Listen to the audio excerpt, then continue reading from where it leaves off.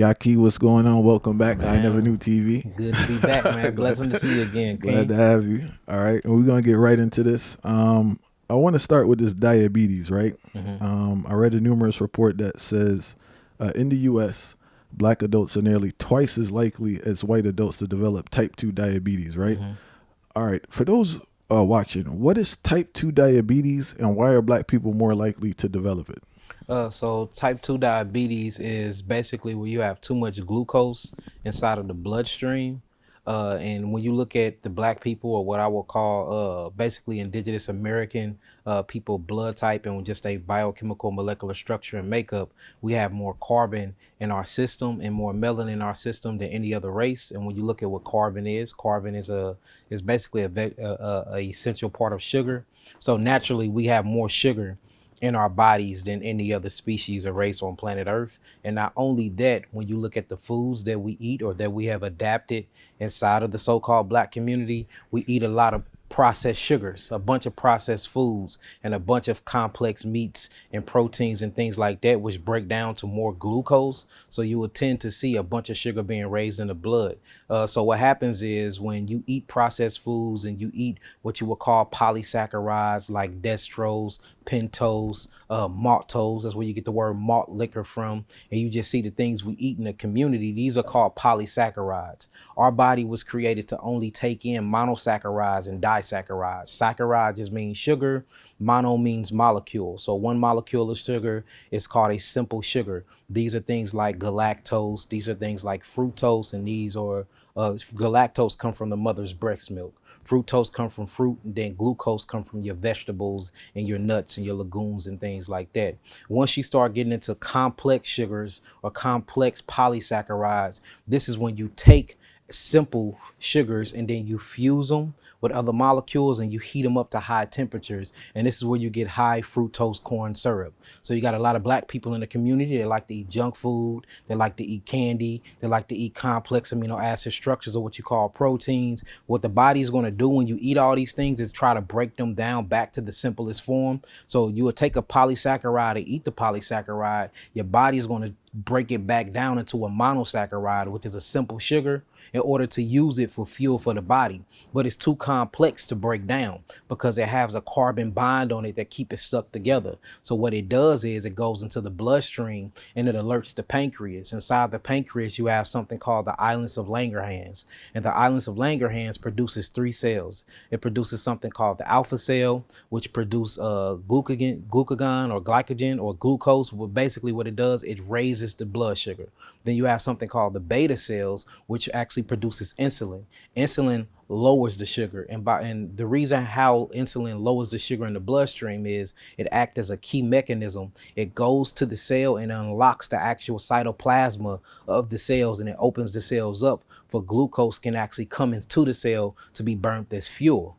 And then you have something called the delta cells that produces a hormone called somatostatin. Somatostatin is a growth hormone. So you literally grow by your pituitary gland and you grow by your pancreas. So what happens is when complex sugar is in the blood, the hormones is going to alert, or what you would call the intrinsic nervous system, or what they call the adrenal glands. It sends melanin neurotransmitters to the brain, and it tells the brain to do a feedback loop, and it says there's too much sugar in the blood.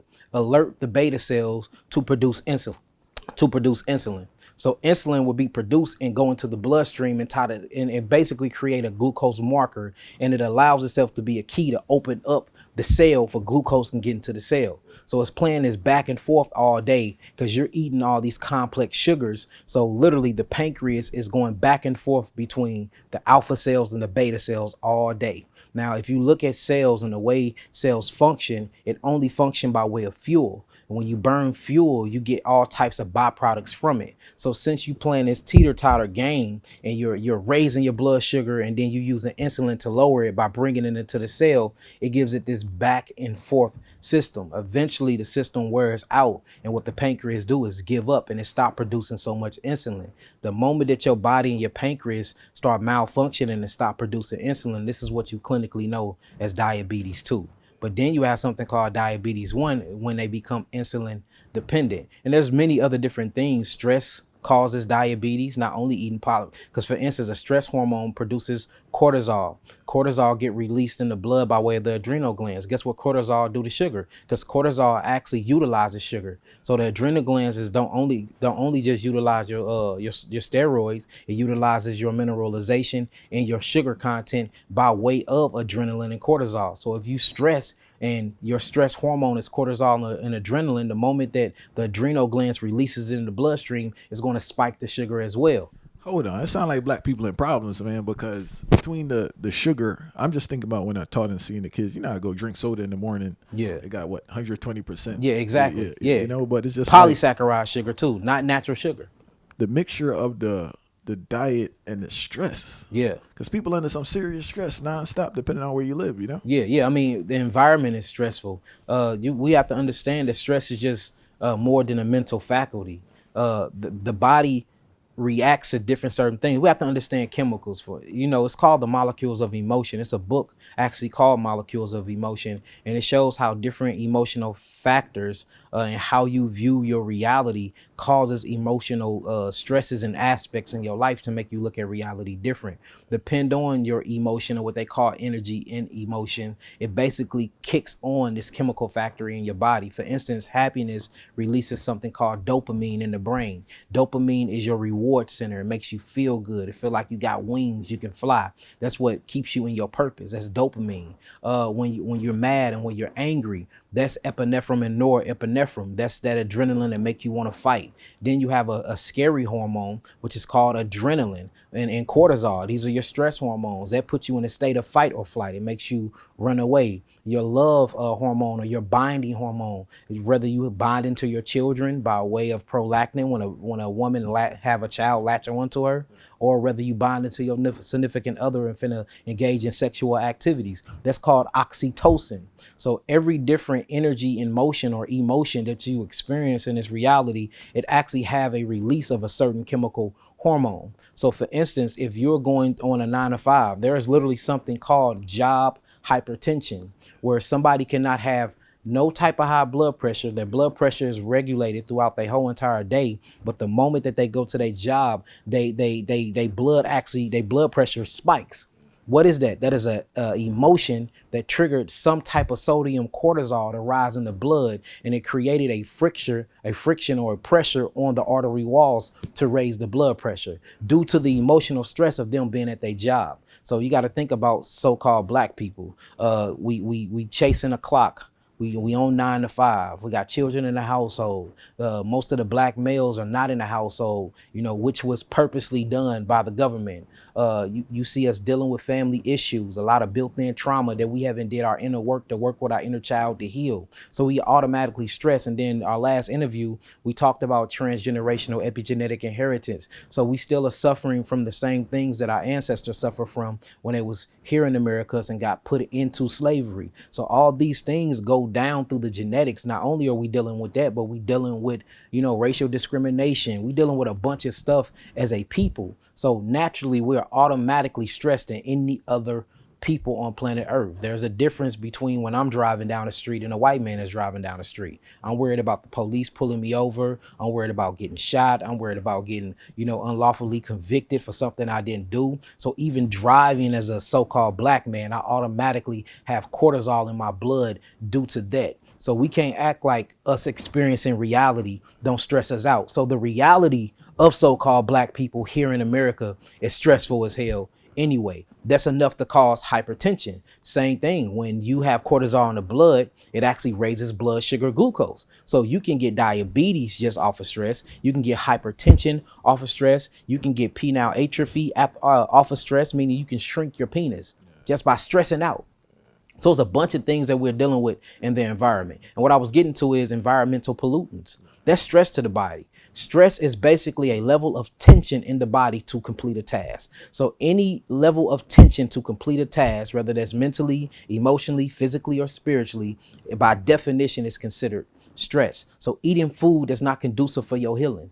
The body is going to look at that as foreign invaders. So the body is going to send out stress signals. These signals actually alert what they call the immune system, or what I clinically call the lymphatic defense system. T cells, B cells, macrophages, all these different types of immunological cells are going to start coming in the body and start going at war with this foreign invader we call food. That creates stress inside the body. Hypertension, blood is going to rise. All the blood in the extremities is going to go towards your extremities, where you can get put in a state of fight or flight. You're not worried about eating at that point. A lot of oxygen don't go to the brain at that point. That's why under stress, you tend to make stupid decisions. You see what I'm saying? And if you look at us as a people, we live our lives off of that. Anger will get a black man 100 years in the penitentiary. One split decision based off of him being stressed cost him 100 years.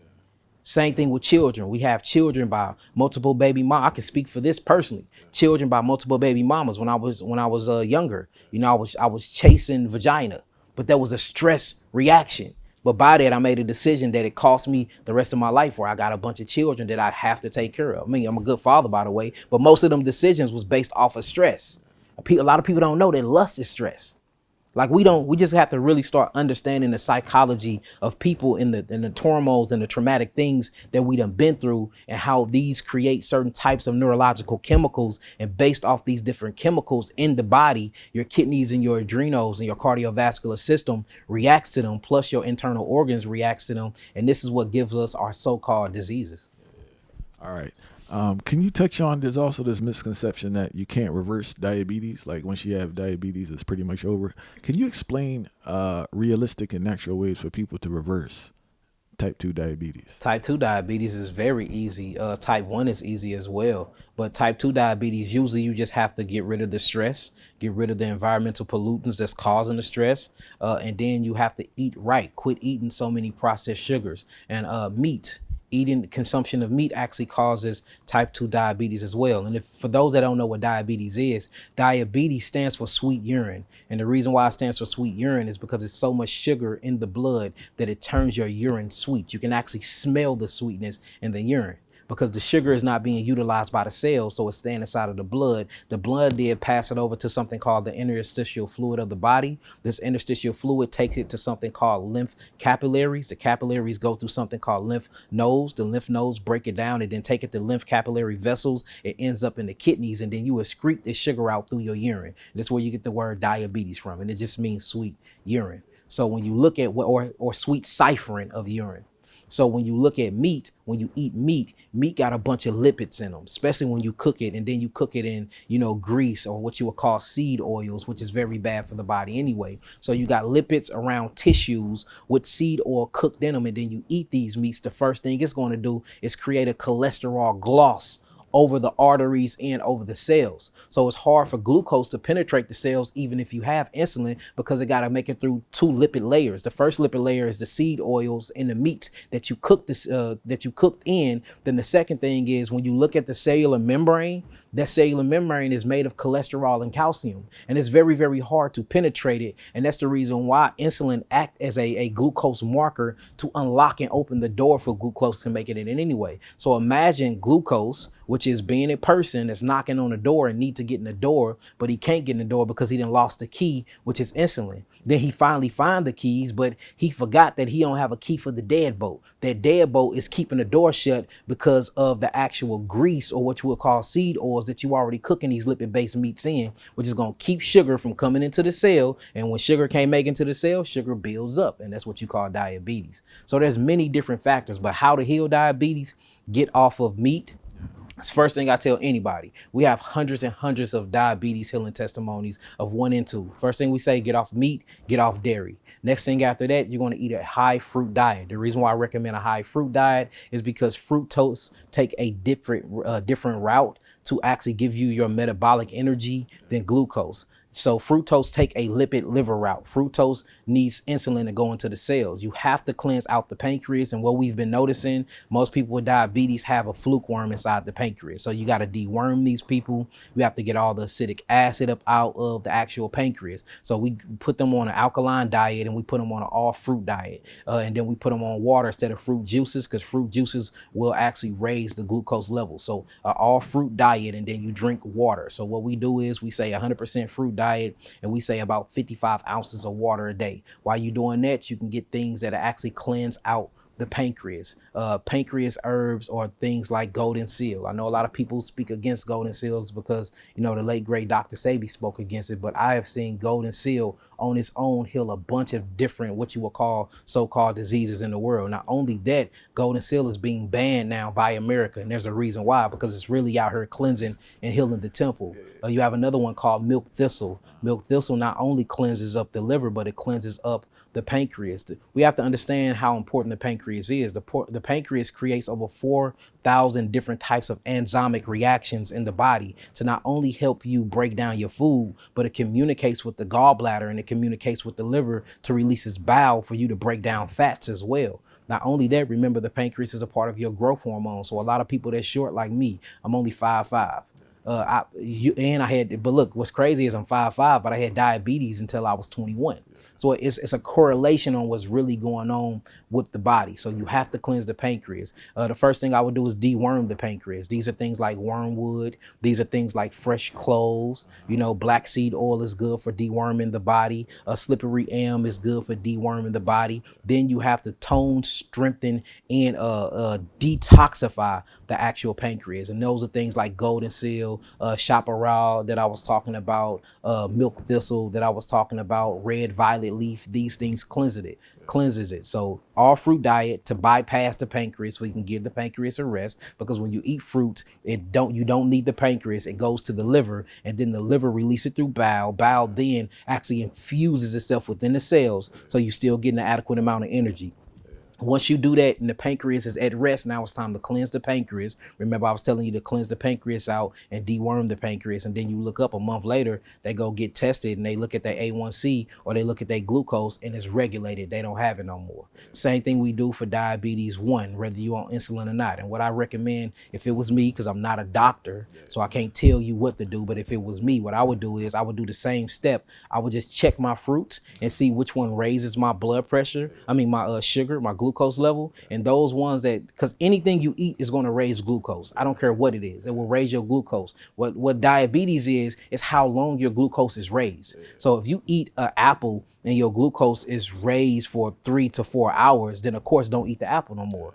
If you eat a strawberry and it's only raised for an hour, then it regulates itself, then that's a good thing that you can eat when you are diabetic. If you eat a grape and your sugar stay raised for 4 hours, don't eat that grape. And while you testing yourself, make sure you watching your insulin pen. So if you find 10 fruits that can take your blood sugar up and then it'll regulate and go down within an hour or two, them the 10 fruits you stick with while you wean yourself off the insulin pen or the insulin pump. You will look up a month or two later and you're no longer on insulin no more and your pancreas is healed. Now you can start introducing those foods that used to keep your blood sugar raised a long time back into the body, and you will see now they're self-regulating themselves. And now boom, you heal the diabetes 1. You're not on an insulin pen or insulin pump no more. And I'm not speaking this from regurgitating literature, even though there's a lot of peer-reviewed scientific articles that's talking about this now. We've been doing this over 13 years. And y'all can just go on my Instagram page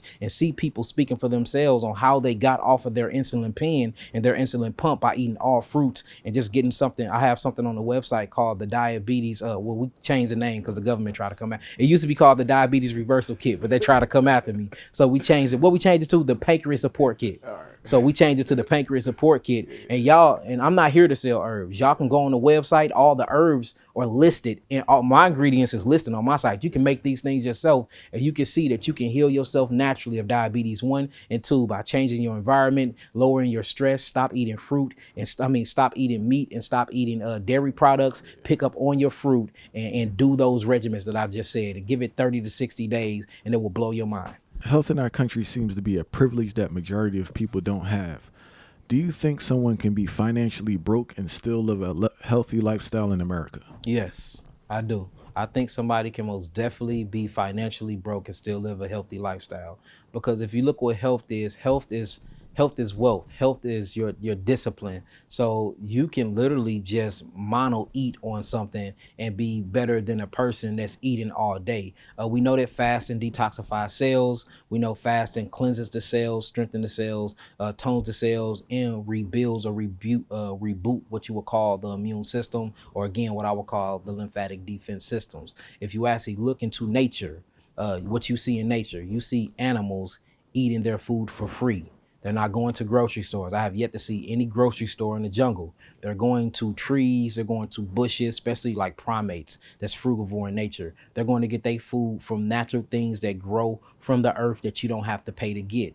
Same thing as a feline or a carnivore. It chases and it hunts its food, you know, even though it's eating things that we can't eat because our biochemical molecular structure is not made to eat those type of things. They still eat for free. So it's not about the money, it's about the simplicity. So if you can eat for a day off of $5. You know, everybody want to act like this healthy lifestyle is super expensive. Last time I seen a pound of sweet potatoes at the store is $3.99. You can survive off a pound of sweet potatoes. You know, a pound of apples at the store organically, you can spend only up to $7.99. That's a whole apple. You can eat all those apples a day. So, you know, for those that think it's super, super hard, just try a week of mono eating. Each day, switch up a fruit. Each day, switch up a vegetable. Each day, switch up a root. Each day, switch up a tubio. And every day, eat something different and only eat that like the gorillas do. And you will see that you will save a lot of money, a lot of money. So I think it's very, very, very reachable to be piss poor broke and still live a healthy lifestyle. I'm glad you said that, right? Because I was really missing the thing. And it's like, I think we stuck on this meal thing. Yeah. In regards to like, it has to have all these different compartments to be considered a meal. Yeah, but John D. Rockefeller and the Carnegie family taught us that. You know, we have to understand who created the school systems and the education school board that was created by people that believe in eugenics. These are people, these are philanthropists that likes to make billions and billions of dollars. So this is all pharmaceutical backed knowledge for them to sell you drugs. Of course, they gonna put a spin on everything. When you look into nature, you don't see plates like that. That's what I'm saying. Like, everybody want to talk about education and talk about school. Your true education and your true school is reality in nature. Go into nature and see how things eat. They don't eat like that. Mono eating is actually the way to go. And this is, I don't gain anything from this because I don't mono eat half the time. I fast a lot and I mono eat, you know, throughout the month, but I don't mono eat every day. But you see people that are mono eating, people that are on all fruit diets every single day, how good they look, how much weight they lose, how simplistic it is. It makes things more simple, how much money they start to save. So, you know, all this, you got to have your proteins, your vegetables, your starches. That is complex eating. When you complex your food and you do the wrong combinations, your body have a hard time breaking these foods down, and it's going to break one down first. It's always going to choose the simplest one to break down first, which is your carbohydrates or your fruits. Whichever one is more watery is going to get broken down first. So think about a hamburger. For instance, you know, people want meat. You want bread, you want lettuce, which is vegetables. Your meat is your complex proteins. Your bread is your carbohydrates, or what we will call your grains. Then you put a tomato on there, which is a fruit. Then you want to add pickles on there, which is a cucumber, fermented cucumber, which is a fruit. Then you add ketchup on it, which is more tomato. They got high fructose corn syrup in it to make it sweet. And then on top of that, you put mustard seeds on it. So you got seeds, you got high complex amino acid structures you call protein. You got grains and wheat inside of there, vegetable plus fruits. You eat this hamburger and you know you're going to do your fries on the side, which is something called potatoes. And then you actually you cook these potatoes that creates a very, very cancerous cause and effect by frying potatoes, because when you mix oil and water, when you think about it in a biochemistry standpoint, it creates a combustible chamber. It doesn't mix. So the body's going to choose to break something down first. It's going to always break the water down first because the body deals with water. It's going to break the oil down last. So when you eat this burger and you eat this fries, the body gets confused and they say, well, we need to break something down first. So the first thing is going to break down is the sugar. Right? The last thing is going to break down or try to break down is the proteins, because you don't have a hot enough hydrochloric acid inside the stomach sac to even break these proteins down. So imagine you eating this burger with these fries, and then you got these sugars that get broken down first on top of protein, and the protein and the grains can't break down. This causes something called fermentation. Then this fermentation turns into something called putrefaction. Putrefaction breeds fungus, molds, and then Candida albicans come in. Now you got yeast, you got fungus, you got dandruff buildup, you got prolapsed colon, you got mucus coming to try to save the day. When mucus comes, you got calcium being released from the bone calcium matrix. And this is what you'll call calcification or solidification of the gut area. Now you backed up and you constipated. Then the Candida albicans are still trying to break down the food. They're creating methane, so you get bloatiness, you get gas. Now this Candida albicans pleomorphosize into something called Helicobacter pylori, or what you call H. pylori. Now you have a different diversity of gut bacteria that's not conducive for your healing, and it's actually harming your body because it's trying to get rid of these unutilized, unbroken down foods. It's crazy, man. Food, man, this stuff is, when you really think about it, man, like, we are messing up our lives and we think we're doing something good. But again, who taught us how to eat? We didn't teach ourselves how to eat. We got away from those traditions and we started learning from our oppressors. And when you learn from your oppressors, their whole point is to keep you in slavery, to keep you mentally enslaved, because they are your slave master. A slave master that benefits off of his merchandise, or what you would call a slave, will never teach you anything to be free. What will it benefit a slave master to teach the slave knowledge and give him the capability of freeing himself? So anything that we learn from these educational school systems is always going to be held against us if we actually implement them throughout our everyday life. And that's just what it is. Why do you believe the Bible advises against the consumption of pork?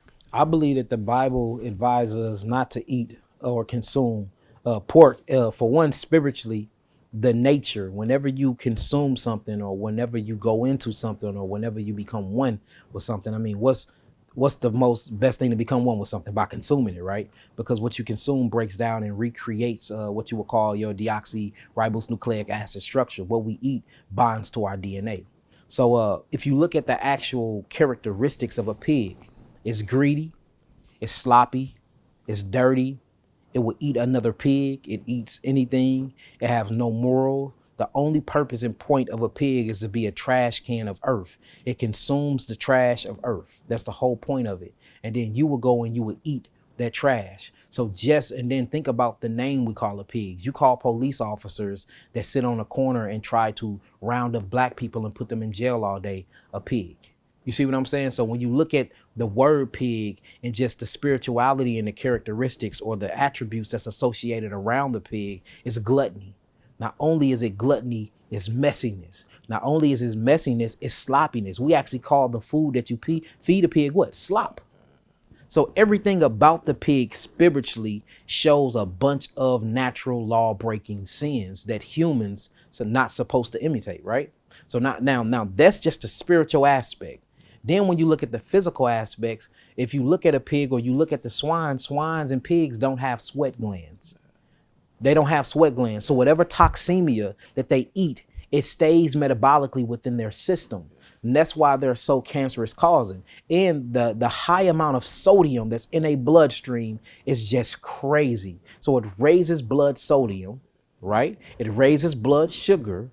It's all types of toxemia inside of them because they don't have sweat glands, and they're the natural biological trash cans of the earth, meaning they will eat any and everything and every attribute and spiritual attribute that's a part of them or law-breaking sins that God told us to stay away from when it comes to the actual Bible. So you will see, and they're full of parasites. Tapeworms, fluke worms, hookworms. And when you look at a pig, pigs give something called zoonotic diseases.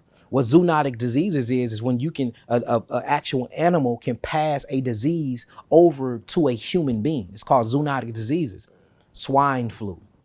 You have something called toxoplasmosis or toxoplasma. Toxoplasma is an actual brain-eating parasite that you can get from eating actual pig's flesh. And it's a translucent parasite. You can't even see it until it metamorphosizes, or what they call pleomorphosizes itself in the brain. And guess what this thing does? It binds to different morphine receptors or opiate receptors of the brain, and it can actually change your personality. It can change the foods you like, and it can change your sexual preference. Look this stuff up, toxoplasma. And you can get this same thing from cats too. And it will drive you crazy. because it binds to different types of markers in your brain, and it biohacks your nervous system, and it thinks for you. So things that you didn't like to eat that you knew was bad for them, now you crave them because you're not feeding yourself no more. You feeding these actual parasites. So just the whole entire consumption of a pig is bad. There is nothing good about eating pork at all, spiritually, mentally, physically, or emotionally. It gives you a bunch of parasite. It gives you hypertension, high blood pressure. It gives you hyperglycemia. It shuts down your kidneys and your adrenals. It releases a bunch of cortisol in your body. And then you're going to activate what they call the immune system to try to get these foreign invaders out of the body at that, which is going to cause cold, flu-like symptoms. And these things is what's going to bring on the toxicity, which makes the body try to heal itself. It's going to take all those toxins from that pork, put it in a trash bag for these toxins won't leak into the bloodstream. Then it's going to mutate. That mutation is what you call cancer. So when you look at eating pork or eating swine's flesh, it actually causes cancer and many other metabolic so-called diseases. Can you use the morning wood as a gauge for your health as a man? Yes, you can. And the reason why you can use morning wood, waking up with a hard penis is very, very good health signs. That's why good for myself. I'm yeah. 39. I still wake up with that 39 wood. and you got morning wood. That's pretty good. That means you got a lot of testosterone. So when you look at testosterone releases between the hours. It's for releasing men. His production between, and it's by way of cholesterol. Cholesterol is what make testosterone, pregnenolone, progesterone, and estrogen. In men, it's testosterone. That's your manly hormone. It's acidic in nature, but it gives you that extra edge as a man to go protect, to do manly things, to lift heavier weights. And the more testosterone a man have, the longer he lives.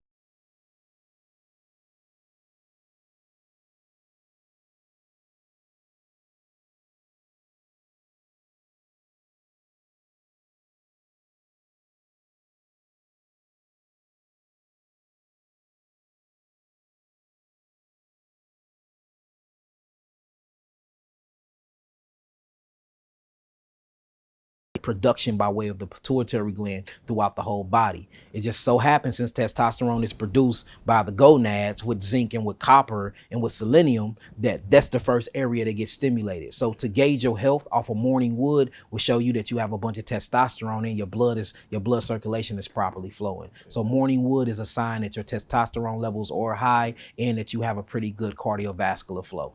I know it's a lot of brothers out there that they're using alcohol, weed, pills, coke to get an erection. Mm-hmm. What healthy alternatives do you have for them that's realistic without them fully changing their lifestyle? Introduce more fruits that have tannins into their diet. And the reason why I'm saying that, to have tannins naturally thins the bloodline, and it naturally increases the flow of blood production throughout the vascular system. Another thing is cayenne pepper. Every morning have a cayenne pepper and a lemon shot. This increases blood flow. The cayenne pepper not only dilates the actual blood vessels to increase flow to the penis and to the heart, because a good heart mean a good penis. A bad heart mean a bad penis. You see what I'm saying? But it cleanses out all of the gunk and all of the cholesterol that doesn't need to be inside of the actual cardiovascular system. Another thing is, in order to get it hard and to keep it hard, you can do the wet towel method, where you wet a towel, and it's basically we call something called push-ups. Push-ups, it makes the chest stronger. They got something called penis ups. It start with a D, but I can't say that word on here. But you get a wet towel. Once that wet towel get wet, you get an erection. You can get yourself erected. For those that can't, I'll give you a solution for that. But these are for those that can have an erection, but then once they get erected, they have a problem. It either go limp in the middle of them having sex, or after they come, it don't be hard again. Because once you ejaculate, you still supposed to keep going. But we have that problem as well. But I'm finna fix that for you. It's called the towel method. You wet a towel. You get yourself erected, or you can have your significant other get you erected. You put the towel at the tip of your penis, and all you do is you lift the towel 30 times a day. 30 times a day, lift the towel. It strengthens the actual penile muscles that's in the actual penis. Once you start working muscles, it requires oxygen, and it actually requires blood flow to come rebuild up the muscles, or the fibers that makes up the muscles that you're tearing down. So this automatically requests new mitochondria to be there. Mitochondria is very, very good for penis health. This automatically requests zinc, copper and cobalt to be there, and magnesium, because the mitochondria need all these essential minerals that I need. This automatically pulls more oxygen flow to get blood and iron phosphate in that area. So just by doing this simple penis exercise, you get all the vital nutrients that you need to actually increase blood circulation and to keep blood circulation and oxygen in that area for long periods of time. And just think about it, you're building a muscle. The more you build the muscle, the stronger it is. See, a lot of people talk about the size of the penis, the real size of your penis. Now, you do have people that are growers and not showers. A shower is just a big penis, but you can have a small penis that get erected, that got a lot of blood flow, that grows bigger than the big penis that's just a shower. So you can grow the size of your penis just by growing the muscle in your penis and increasing blood flow to the penis. A lot of people want to go get surgery and stuff like that. Just doing basic penis exercise and ensuring proper blood flow to the penis can grow you up to 3 inches during sexual intercourse. Now, I'm not saying that you're going to be a shower. When it goes back down, it might shrink back to that size, but we have to remember that the cells of the penis are elastic. So the more blood that you can put in there, the bigger the girth and the longer the shaft can get. And penis surgery is a real thing? I thought it was like a myth thing. Nah, man, that's a real thing, man.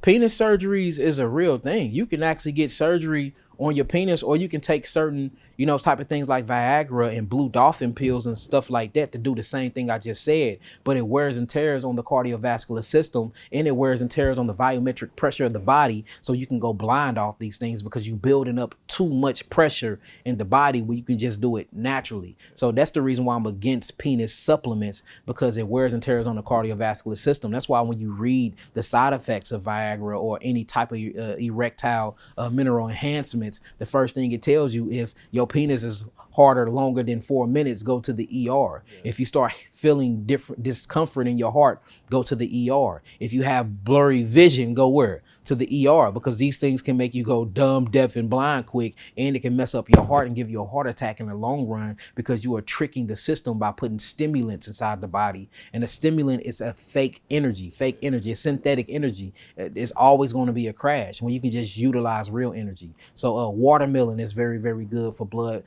circulation. There's something in the watermelon called lycopene that's very, very good to increase blood flow and blood production. Brazilian nuts is so good because Brazilian nuts got zinc, copper, gold, and selenium inside of these, and you need all of these minerals for increasing blood flow, to grow the penis, and for testosterone buildup. There's so many different things in those penis exercises that I was talking about. So make sure if you do eat the watermelon, you eat that ride part though, because that's the best part of the watermelon. I want to touch on this watermelon. Where do you find watermelon with seeds right now consistently? So I think people should go to their locals farmers market. Now, of course, if you're in the U.S., you have watermelon seasons. Well, watermelon seasons everywhere, but it lasts longer when you're in the islands, you're in the Caribbeans and stuff like that.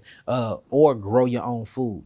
Grow your own food. You can grow a watermelon in your house. You can really grow a watermelon in your house. So I just think we need to start teaching more people to grow their own food and quit relying on grocery stores and relying on everybody else to feed us. Because once shit hits the fan, which is going to hit the fan soon, you're going to see a lot of people going into other brothers and sisters' houses committing heinous crimes just to feed their children, when we can stop this now if we just really start promoting agriculture, permaculture, and electroculture, which means growing your own and feeding your community.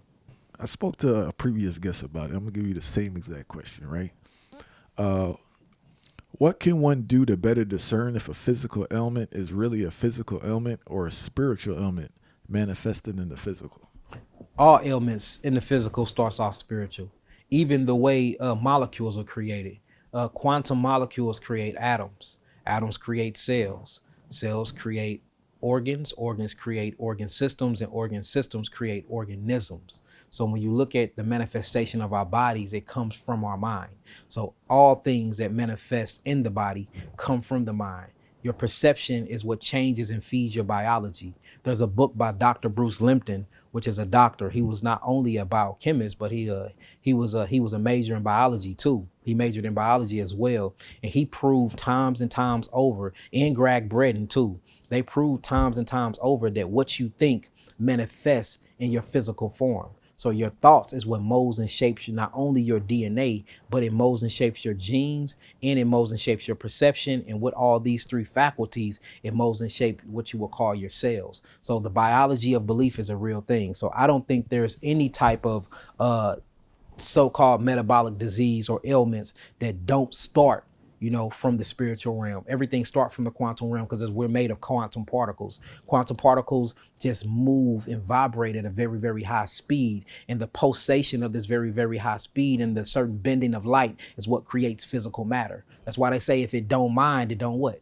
Matter, because mind creates matter. You see what I'm saying? So yeah, the only thing I would say that can like physically hurt or harm the body without coming from the spiritual realm, which this come from the spiritual realm too, but it'd be a hard way to explain it.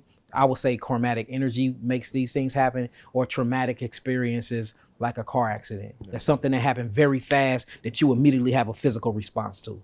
You see what I'm saying? Another one, being on the street corner, a shootout happened and you just happen to step in front of that bullet, you know, but still there's spiritual implications behind it as well.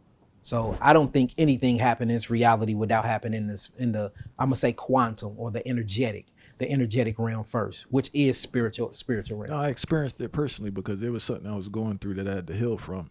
And like once I healed from it, the pain I used to get was no longer there. Yeah, facts. Look, you and have nothing changed in my. I just want to be clear, like nothing changed in my lifestyle, bro. I was still sleeping, I was still eating good, but the thing I was dealing with, once I was able to get through it, the pain went away. Yeah, I want you to Google psychoimmune disease. It's called psychoimmune disease or psychoimmune deficiency disease. All these things or something that happen. Like for instance, people that have so-called autoimmune diseases, the first thing they tell them is it's psychological. It's you're hypochondriac. It's something in your head. So psychoimmune diseases is real, but all diseases, so-called diseases, because I don't believe in diseases, but all these so-called ailments that happens to your physical body come from a spiritual essence part of you. There's nothing in this reality that doesn't come from mind first. These chairs we sitting on, somebody created them because they thought of the idea of a chair, correct? The clothes we have on, this was an idea. The camera you recording me on come from an idea. So if everything in our reality and all these constructs is created by an idea, that means me and you exist because of an idea. So all things that manifest in a physical form happens from an idea. Someone sent me this question. All right. I'm a believer that stress and unhealthy mind will always defeat a good workout plan and a healthy eating habits. I'm concerned our culture's obsession with working out has nothing to do with health and more to do with vanity, and has become counterproductive. Ooh-wee. I feel people should work on their spiritual and mental health just as much or even more than they work on their physical health. What's your thoughts about that? Whoever said that, I shade to them. I'm gonna get them a round of applause. That's a very, very good question and a good statement. I think mine, I'm not gonna say mine first because everything start off with the breath, and that's what spirit means. Spirit just means breath. In Hebrew, we call it the Ruach HaKodesh, or we call it the Neshama. Spirituality means to master the breath. Everything is about the oxygen that you breathe in your body. And the reason why is because without oxygen, you can't express in this reality. So I say working on the breath or working on spirit should be first. Next thing should be mind, and after mind should be matter, because that's how creation happened. It was spirit, which was idea, breath. Then breath creates mind. Mind is aspect of personality on how you look at the construct, and then how you experience the construct that mind creates. You give yourself a body to experience. So I think that should be the levels of preparation and of training too. Train spirit, then train mind, then train body. I think everything he said was correct. I think a lot of people are working out because of vanity. Well, working out comes with spirit. That's the reason why. And I see it. I work out every day now. I'm feeling good. I'm looking better. And I've been noticing the more and more I work out, the more I'm in the mirror. I used to didn't look at myself, but now I could be walking past a mirror and I flex my triceps for a minute. You know what I'm saying? So I can see the vanity spirit in working out. You see what I'm saying? So I see exactly what he's saying. But, you know, I'm an expert in health. So I don't work out to look good. I work out to feel good. But the byproduct of feeling good is looking good. But with that looking good, do bring in some type of egotistical vanity spirit where I'm looking at myself more. I notice me taking pictures more. Now I have my manager now be take a picture of me every day now because I feel good. So I can tell how you can actually stop me. I could tell how you can come in with a spiritual purpose of exercising and it completely go down a different direction. And now you just doing it for the gram. One, I want to say congratulations that you're working out, right? All praise. As a previous, what they call it, beathead. People Yeah. don't know this, bro. I was like 230, lifting Yeah. the whole gym, creatine in the whole nine. Yeah. Manorexia, they would call it. Yeah. You really have to be focused and check yourself in regards to why you work out. Facts. Because you could go down a slippery slope in regards to you really get into this zone where you just kind of what's the term? Mold your body in a certain way. And I'm telling you, this is something that I had to do. You really got to stay focused and see why am I working out, and you really have to keep that in the forefront. Yeah. See, I work out for cardiovascular health. You know, scientific studies shows, peer-reviewed science studies and scholarly articles shows that strength training and cardio, you live longer. For every hour in the gym, them are weeks longer. That's a week longer that you live, and you know, in your all cause life expectancy. So working out is good for cardiovascular health. Working out is good for good stress, because you know we talk about stress a lot today, but I don't want to think people stress is actually good. Too much stress is bad, because stress is supposed to be put into your life in certain times, whether it's for mental capability or for strength. When you wake up, you want to be stressed out. That's what actually start producing your serotonin. You need serotonin to eat. You need serotonin for blood regulation. You need serotonin to actually strengthen what they call the GOAT, or what they call the gut associated lymphatic tissues. You know, so you need serotonin. And what brings on serotonin is made at night, but it's released during the day. And then you have something called melatonin that's made during the day that's released during the night. Guess what creates these things? Sunlight. And it's called blue light. Blue light is actually a stress light. That's a stress photon that the body recognizes stress to wake you up. That's a stress photon that actually molds and shape your cells. That's a stress photon that actually creates melatonin and serotonin by way of the pituitary and the pineal gland. So, you know, some types of stress is good, even for you in life. When you are at tension and you overcome that adversity or that stress, it gives you a dopamine release. They have something called cold water plunging now.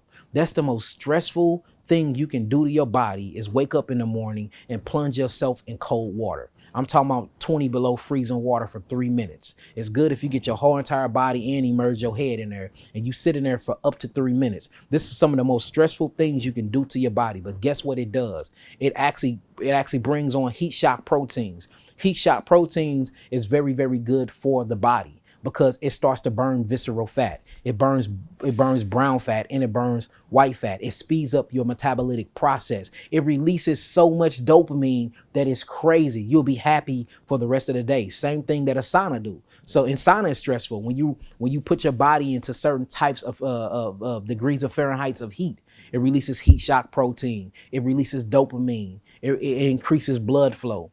So stress is amazing. It's Wim Hof. The Wim Hof method. He teach you how to breathe in the cold, and he teach you how to introduce your body to these stresses, because stresses release cortisols and hormones in the bloodstream, which actually alerts what you would call the lymphatic defense system, or what they call the immune system. Now you got all these immuno cells inside the body, cleansing, detoxing, strengthening, and rebuilding. So we do need stress. Why did you start working out? So I started working out, man, because just me not working out, and, you know, don't get me wrong, my diet is impeccable. I still eat vegan food here and there, but, you know, essentially, man, we plant-based. I only eat once a day. But my genetics, I have a slower thyroid than everybody else. It's all through my family. Everybody in my entire family had thyroid disease, from my uncles all the way down to my mama, everybody. So what I noticed was when I was eating, because I used to speak against working out. To give me, you know what I'm saying? Because I knew that working out, you build up a bunch of lactic acid, and that puts your cells in a anaerobic state where you don't get oxygen to the cells. So you go through something called the Krebs cycle, and this causes cells to go through something called adaptation. And adaptation, it pushes on mutation. So I'm still against bodybuilding, where you just bulking to be super big. I'm still against that. That is very, very bad. It causes you to be on a high creatine, high protein diet, and it kills the kidneys. A bunch of bodybuilders come to me and I change them into more of a plant-based lifestyle and we get their kidneys together. But you know, bodybuilding kills the kidneys. And I'm not talking about the bodybuilding where you molding and you're doing muscle isolation and you shredding down. I'm talking about when you're gaining muscles that's over crazy. Yeah, and I'm talking about 50. You might as well be overweight. Because the body don't recognize the muscles, the body recognize the weight and the mass. That's very, very hard for the cardiovascular system. That's why you see a bunch of people like my brother. Shouts out to my brother, Cali Muscle. Cali Muscle completely changed his life. He plant-based now. He's mono-fasting now. He's taking herbs now. And he took my herbal package. He done strengthened his heart. He went on a watermelon fast. This is one of your most popular bodybuilders in the world. You know, he's a YouTube and a social media sensation. He's completely plant-based now. And guess what drove him to be plant-based? He had a heart attack. Heart attack from what? He had a heart attack, a heart attack from what? Bodybuilding. So now he's speaking against bodybuilding, not against working out, not against building muscle, but about building so much mass and eating unhealthy to do so. So, you know, I'm totally against that. But the reason why I started working out was I just wanted to not only look better, I started really studying how healthy working out was and how it elongs your life expectancy. And I'm like, dang, this is a different part of my health and healing journey that I never tapped into. I'm an expert at the knowledge of health. I'm an expert at cellular regeneration, detoxification, healing you of your so-called diseases. But the only part I was missing was my body. My body was not matching what I was teaching and preaching. So, you know, people will be listening to my information and I read a comment. They'll be like, but you overweight though, Yahki. I understand everything you're saying, but you overweight. You know what I'm saying? I see fat on your face, Yahki. All these things. They don't understand that my thyroid is metabolically slower than theirs. And it ain't up for me to keep trying to explain and tell them. So I said, you know what? I'm going to prove to myself and I'm going to prove to y'all that it's not just that. You can have an all plant-based diet and still gain weight. I do it good. So now I'm going to keep my weight down and I'm going to keep my body looking like my God mind. And I'm going to start getting in that gym. And man, I love it, man. I feel like a BAN. What you call a bitch ass nigga. If I don't get in the gym, man, it's something about it now psychologically where I have to get in the gym because I feel so good and I do the sauna every day. So, you know, I'm feeling better than I ever felt because I got the mind, I had the diet, now I got the body part. See, it's a difference between having a God mind and having a way to speak and a God lifestyle, but you missing the body part. So now my body is following and matching my mind and I can't be stopped now, man.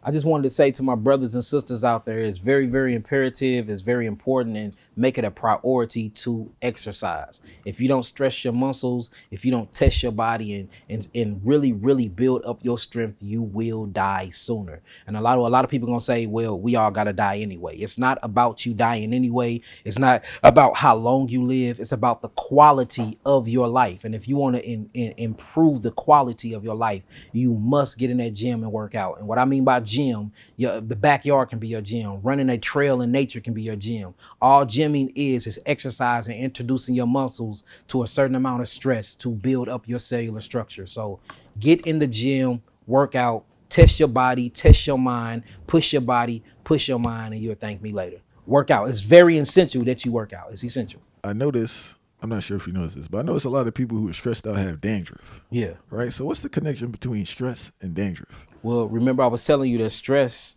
actually raises cortisol. Cortisol raises sugar. Sugar ferments. Fermentation bring on Candida albicans. Candida albicans create fungus. Fungus and mold. So fungus, when it relieves itself from the scalp, they call it dandruff. So stress can actually create dandruff by way of high sugars being in the blood. High sugars go through something called putrefaction and fermentation. Fermentation and putrefaction creates a bunch of over-culturalized bacteria, which we call Candida albicans, inside the systems, and these release and they pleomorphosize into other different bacterial organisms, or what you would call fungi and yeast. So you see, stress actually causes BV too, bacteria vaginosis. All this starts from cortisol. Too much cortisol in the blood will keep sugar in the blood. When sugar is in the blood, it begins to ferment. Fermentation brings on a detoxification, and the detoxification of fermentation is fungus or dandruff, because it's a good thing it's coming out of the scalp and not staying inside the bloodstream. So that's how the stress diets can cause dandruff. because of the cortisol and how it raises the blood sugar. And then the body does everything in its power to keep that blood sugar low. So it forces it to ferment, and it brings on different microorganisms to break down that sugar. So when people take like these dangerous shampoos, then it's like pointless. Then Yeah, 'Cause you it's still not have- pointless. What they're doing is suppressing the actual symptoms. The same thing that pharmaceuticals do to any disease is to suppress the symptomology instead of going after the root cause. The root cause is stress.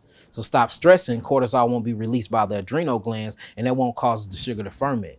You see what I'm saying? So, but these dandruff things basically are antibiotics. You're going in and you're killing the bacteria. The bacteria isn't the issue. The bacteria is there to help you. The bacteria is trying to ferment and break down the actual sugars that's coming into its fermentation.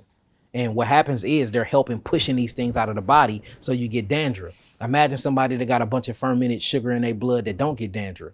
That means the skin is not detoxing and expectorating, so they're suppressing these things back within the body. And this actually what causes not alkalosis, but acidosis, and then you can die of sudden death. So Can you just explain what acidosis is for those tuned in? yeah, so acidosis. So when you look at the body is built off of what you will call a potential hydrogen or pH spectrum or medium. This medium goes from 1 to 14. 1 to 6 is acidic. 7 is neutral. And then when you go from 8 to 14, that's alkaline. The lower you get on the acidic side, it starts to bring on death. That's the gnarly side of chemistry. Acid is what burns you. Acid is corrosive. It's destructive in nature, right? But you need acids though. Then you got the alkaline side. That's more the environmental side that produces life. Things grow and become abundant. But you can get something called alkalosis where you get too high on the spectrum, and alkalosis can burn you too. Like bleach. Bleach is 100% alkaline, but I bet you won't drink none. It'll kill you dead as a doorknob. So, too many alkaline things can kill you, and too many acidic things can kill you as well. That's why it's best to stay in the neutral range or stay between 7 and I say about 10.9. That's a good alkaline. Now we have to look at the body though. When you look at the body is alkaline in base chemistry, meaning that the blood is naturally alkaline at a 7.45. The actual lymphatic system, or what you call the interstitial fluid of your body, is naturally alkaline. This is what you call H3O, not H3O2. H3O2 breaks down into H3O. H3O is this gel-like what you would call lipids that's in your body, the mucosal membrane, the cholesterol membrane, and the lymphatic system. All these things are alkaline, plus the blood is alkaline. All this consists of water. That's why they say the body consists of 78% water, and then the brain consists of 92% water, but every cell in your body requires water, so it's 99% water molecules. So meaning that we're aquatic species. We're saltwater aquatic species. You need water. Well, the water in our body is actually alkaline in nature, but you can introduce your body to certain things to make it very acidic, and that's where you go into a state of called metabolic acidosis. So when you look at the potential hydrogen scale, our body is made alkaline based chemistry, but every process in our body is from acids. Think about when you break down food, that creates friction and fire. That's an acid that does that. You have something in your stomach that's called hydrochloric acid. You are made of a bunch of DNA. DNA stands for deoxyribose nucleic acid. In order to replicate a new DNA, you need RNA, which is ribose nucleic acid, even the ribosome. So even though our body in base chemistry is alkaline, its structure, function, and is completely acidic. That's why you need the balance. So since you know that you got DNA, which makes up your proteins, or what you will call your amino acids, see that all these different acids, you know that your body is made of acids, but your blood and all the actual water that's in your body is alkaline. You have to maintain that balance because your body is made 50% acids, 50% alkaline. So that's why the best thing you can do is always keep it neutral. And the best way to keep it neutral, since we are in this environmental pollutant state that we in, is to keep a alkaline diet. And that will always keep the balance. People fail to understand that. Start from the top. People fail to understand that natural healing does not work the same as pharmaceutical drugs, right? I've noticed people get discouraged when using herbs or roots when they don't get the quick relief from pain that pharmaceutical drugs provide. Can you please break down the difference between taking roots and herbs to heal versus pharmaceuticals that kind of give you that sedative and numbs the pain? Yeah. When you look at the word pharmaceutical or pharmakia in the Bible, it actually means witchcraft when you look it up in its Latin and Greek terminology. And the reason why it's called witchcraft is because they're giving you potions, and these potions suppress not only the symptoms, but it tricks the nervous system into thinking that you're not in pain, but you're still in pain. It just covers and it sedates the pain receptors of the neurons throughout the nervous system. So that's the first thing it's done. It's a quick relief of pain because it's putting you under a hallucination that you're not in pain when you really are. That's why that's called pharmakia. Pharmakia means witchcraft. Witchcraft means perception. It purposely messes with your perception of your own body. Second thing is when you look at pharmaceutical companies or what they create, the pharmaceutical properties, it's all backed by petroleum oil.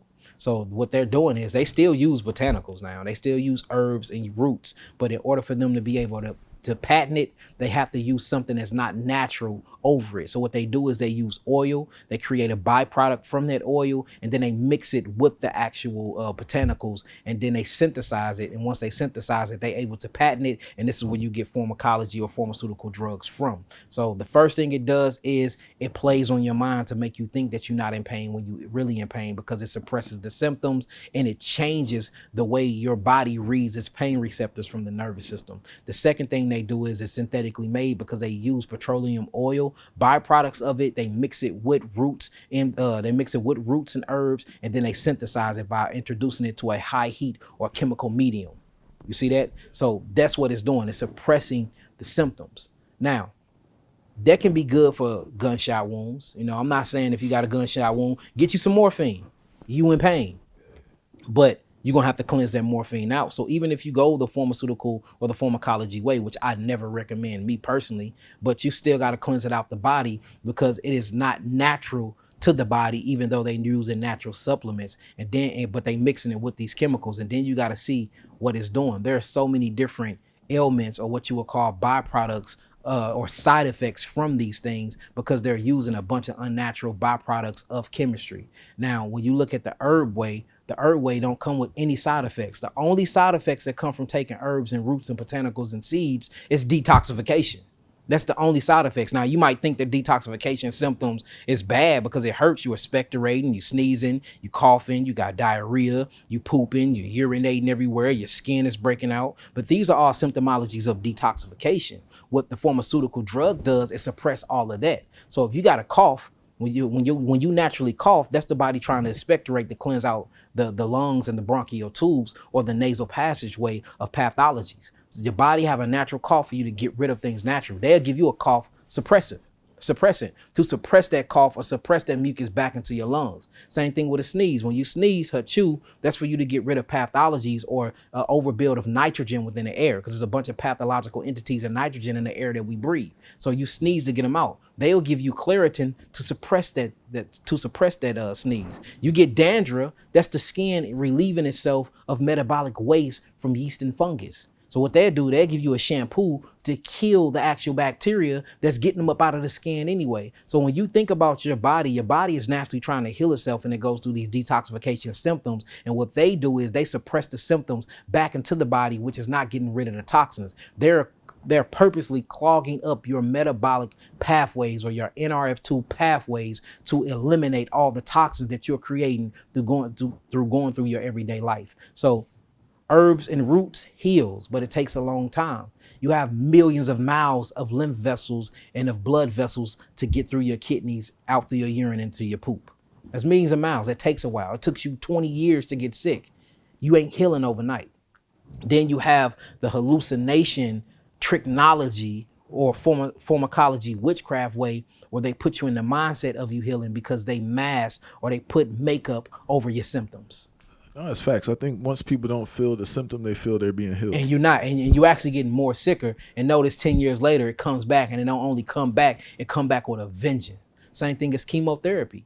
Yes, the chemotherapy did kill the cancer. Yes, the chemotherapy did shrink the tumor, but the chemotherapy is 100% mustard gas. Mustard gas is literally 100% acidic. So not only did it kill the cancerous cells, but it killed every good cell in the body too. So chemotherapy naturally causes cancer. So you will go into remission for 5 to 10 years, but then when the cancer come back, now all of a sudden it metastasized to the bone and throughout the whole body. What did that? Was it the cancer? The cancer is a natural effect on the body trying to heal itself. Cancer is a detoxification symptom. Cancer is not a disease. You see that? But chemotherapy causes a mutation of cancer, which becomes a disease, and then you die from that chemotherapy because it robs the cells of oxygen, it suffocates the cells, and it penetrates all the way down to the actual molecular structure of the bone. So you see most people that go into remission come back with an even worse cancer 5 to 10 years later. So they're suppressing symptoms. We are promoting symptoms to detoxify. It's a total difference. Yeah, I think that's what people struggle with, understanding that concept that like mucus is a good thing. Mucus is one of the, you can't even live without mucus. You can't survive without mucus. The mucosa membrane, the cholesterol system, and the lymphatic system, or in the interstitial fluid that's inside your cells, is all the same thing. Depending on the functionality, they call it different. So for instance, when mucus goes around the cells and create a protective layer of the cells, when mucus aligns the what you would call the digestive system, when mucus actually convert things over into sexual hormones, guess what they call it? Cholesterol. You see that? When mucus actually start expectorating, they call it mucosa enzyme reactions. That's what you call the mucous membrane. It's the same thing. When mucus engulf toxemias and take it to lymph capillaries, they call it lymphatic fluid. But there's no difference between mucus, cholesterol, and all these lymph fluid. They're all the same thing. Depending on its functionality, it might change as a molecule or two, but it's still the same thing. Like there's no difference between carbon, melanin, and sugar. It's all carbon based. We're talking about the same exact thing based on its functionality. It changes a molecule, then all of a sudden we give it a different name. But we're talking about the same thing here. The same exact thing. I know a lot of people smoke marijuana with the hopes of reducing anxiety. I know modern weed is causing psychosis. But what I notice is, I don't smoke anymore, but for just observing people who smoke and talking to people, it seems like it's also making people's anxiety worse. Yeah. I'm not sure. Have you witnessed this? Oh man, a lot. I stopped smoking weed because of that very thing. I used to smoke like 20 blunts a day. I ain't trying to hear that. Man, I used to smoke 20 blunts a day. This is when hydro first came out. Man, I was a chain smoker. 20 blunts a day, man. What you used to wrap it in? Vegas leaves. Oh, I was a backwood person in a chalice. You know the chalice? Yeah, but see, you got a Caribbean background. Yeah, So y'all like using the leaves. Our thing is, I'm from St. Louis and Alton, Illinois, which is 15 minutes away from St. Louis. We had a big old movement of hydro. This when hydro was first released. And then we had something called Vegas leaves. You know what I'm saying? So I used to roll mine up in Vegas leaves. But man, 20 blunts a day, I'm not exaggerating. 20 blunts, I was a chain smoker, back to back to back. And you know what I'm saying? I was always high until I had my heart attack at 21. That was my first time being sober that I can remember. Of course, I was sober when I was younger, but I started smoking cigarettes and weed when I was 10 years old. I used to steal my mama's Salem Slim Lights out of her purse and go smoke those. I was drinking when I was 11.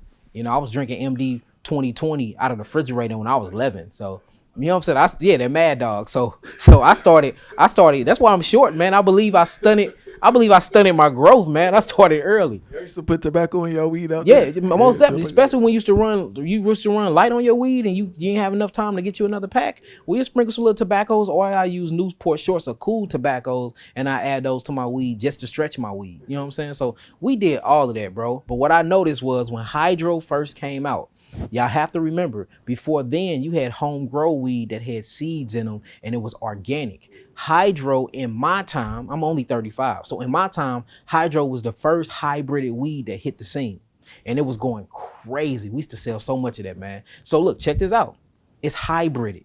Not only is it hybrided, in a way it's genetically induced, so it's GMO weed. So and it doesn't have seeds. So when you smoke these things, the properties is going to be different. So I used to smoke them and I was good for a good 2 years. And one day I hit that weed, man.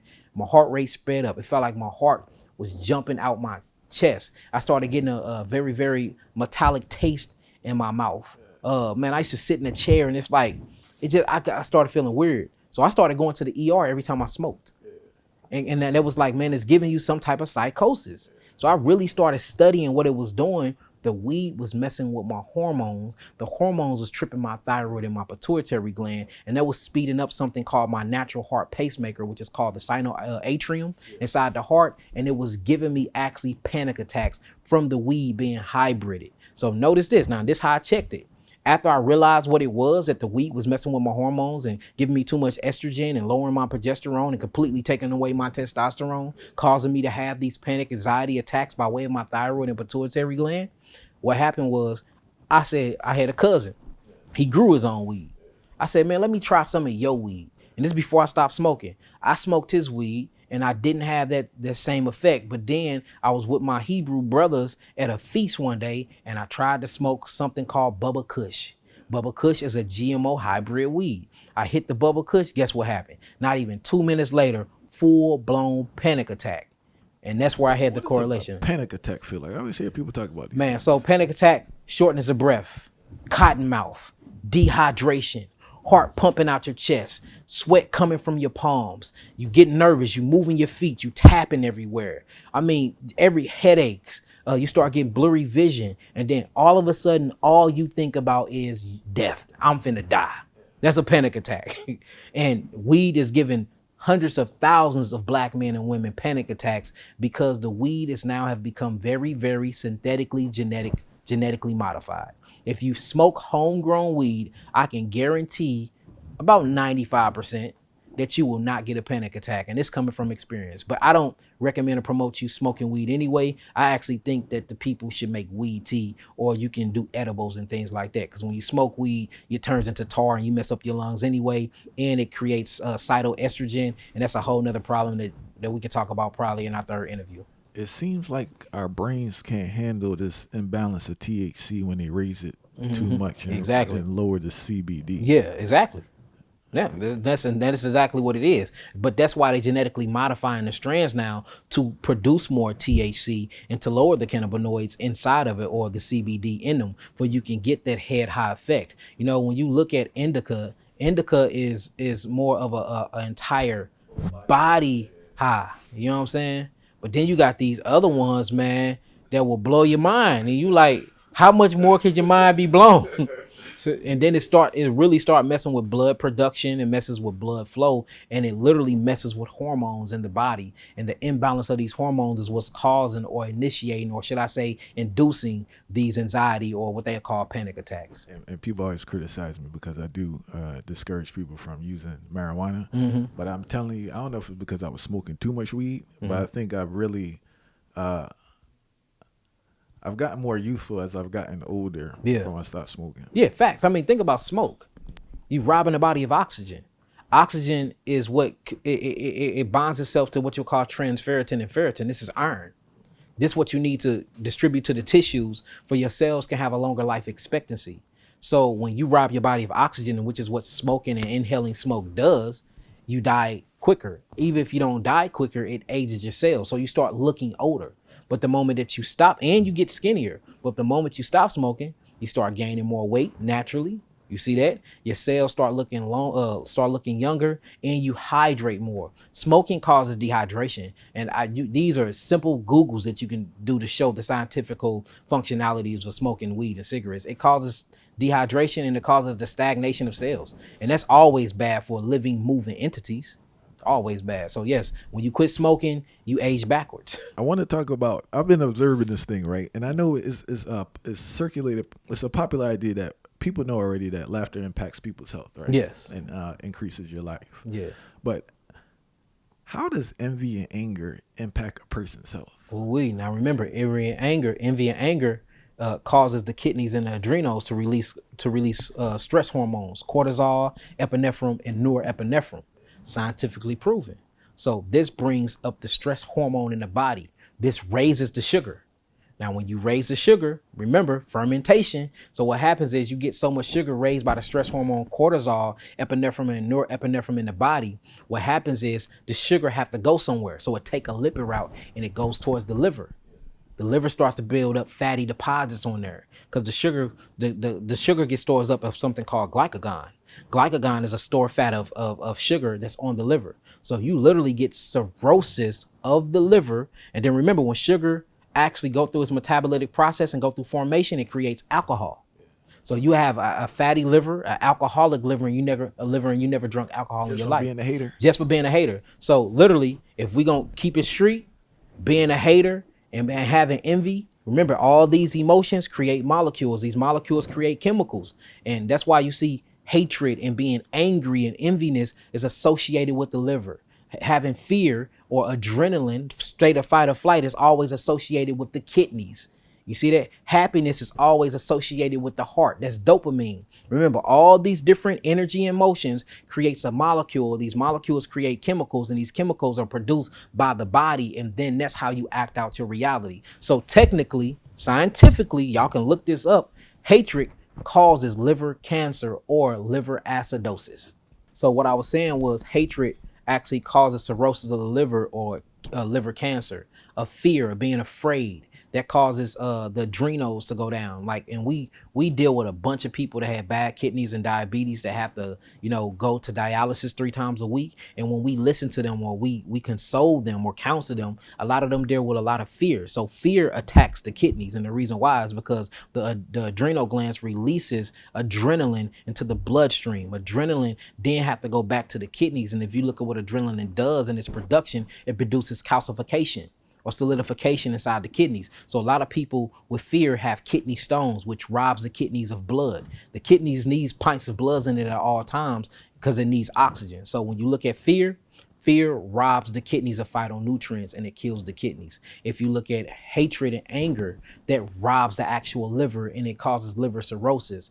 People that lack love in the community, especially the Black community. That's why we have something called emotional eaters, or you eat for love, because love been deprived from our household, especially if daddy's gone or mommy's missing. And then think about what we do. We are so emotional eaters, especially when it comes to sugars or complex sugars. For Valentine's Day, you would give your significant other a box of chocolates covered in sugar, right? Notice the color is always associated with red, which means it's the root chakra. And then if your children do good, you reward them with what? Junk food, candy, sugar. On the birthday, to celebrate the birthday or the life of the child, you give them a cake that's covered in what? Sugar, ice cream, which is going to break down the sugar. So if you look in the community in a psychological aspect, we have replaced love with sugar. That's why when a woman expects love for a man, she expects to get something from it. And usually she wants something that's going to give her that dopamine reward effect, which matches sugar. You're not addicted to the cigarettes. You're addicted to the sugar bomb nicotine that they put in the cigarettes. A lot of people don't know, when you really look at some of the ingredients to nicotine, it's backed by glucose and fructose, sugar, or they put apple bomb in it. You're not addicted to the alcohol. You're addicted to the neurological toxin that's in the alcohol, which is fermented sugar. So when you look at all the things that we are addicted to, for instance, you're not addicted to the actual cocaine. You're addicted to that sugar-like molecule that it gives you. In our last interview, I was talking about the words. Even though they spelt different, they sound the same. Sugar cane, cocaine. And notice they have a neurological toxic effect on the body. So we equivalent love with sugar. So people that lack love in the Black community, notice that they have diabetes. They more of diabetics than anybody else because they're emotional eaters trying to fill a void that they don't have. And guess what they're eating? They're eating neurotoxin complex polysaccharides, or what you would call sugar, which is going to drive their glucose up and make their insulin hormone go down, which give them diabetes. You see what I'm saying? So once you really start looking at what's going on, grief totally messes with the cardiovascular system. Grief totally messes with the cardiovascular system. But when you look at the cardiovascular system, it's closely associated with the kidneys. So there's not one mental illness that you can experience that doesn't have a physical impression on the body. Bro, remember, it's called the molecules of emotions. Well, my best friend died. I had chest pains for like a month. Yeah, grief, it attacks the heart. Or you can see a significant other die. For couples that have been together for 45 to 50 years, and soon as they significant other die, they die 2 days later. Look up the statistics on that. Or I know over 3 people, I study this stuff all the time, where their son died or their daughter died, and they died at the damn funeral. They died at the wake. So you can have grief or have regret or feel so sorry that you can truly physically have a broken heart. And I'm talking about physically, where different blood vessels inside your myocardium or your left or right ventricle of your heart will calcify and break open, because stress raises cortisol. Cortisol raises blood pressure. Blood pressure rips and tear arteries. When you rip and tear an artery, that's going to cause cholesterol to go patch up that hole, and then they have to solidify to rebuild. So calcium will come in, and what calcium do is solidify and calcify. Blood trying to break through calcium will cause an eruption. This eruption is what you'll call an aneurysm or a cardiovascular heart attack. Yeah, man, I went to the urgent care all scared, and it was like, bro, ain't nothing wrong with you. Yeah, you had a broken heart. You were suffering from grief. Yeah. A moment of silence to your partner. Ashe. Unfortunately, many of our brothers have been exposed to the inhumane conditions inside America's jails and prisons. I don't really hear people speaking about brothers struggling with depression and mental health issues after being released. Do you believe most people, right? I'll say again, most people, because people listen and say, "Oh, I did it," and that's not most people. What are you talking about? Do you believe most people can recover mentally and spiritually after being incarcerated? I did. So I think you can. I think all people can. Okay. I did. I recovered mentally, emotionally, and physically after prison. But I just think we need to create programs and create institutes and create spaces for when people do come home from prison, especially men and females, we can sit down and talk to them and counsel them to walk them through those emotional states that they in. It's all about education. You know, we see that depression is high amongst ex-prisoners. So since depression is high amongst them, education is meeting the needs of your people, right? It's not going to school for 10 hours a day and learning about a history that's full of lies. It's about meeting the needs of your people. That come from John Henry Clark. That come from Dr. Amos Wilson. When they refine education, is to meet the needs of the people. So if we have prisoners that's coming home from prison that are very, very depressed, we have to give them education on how to walk them through their depression, on how to make them play with their inner child more, on how to make them release the regrets for losing their life in the system. And I think if men and women start talking about that more and start being very elaborate on what the things that they go through, we can walk them through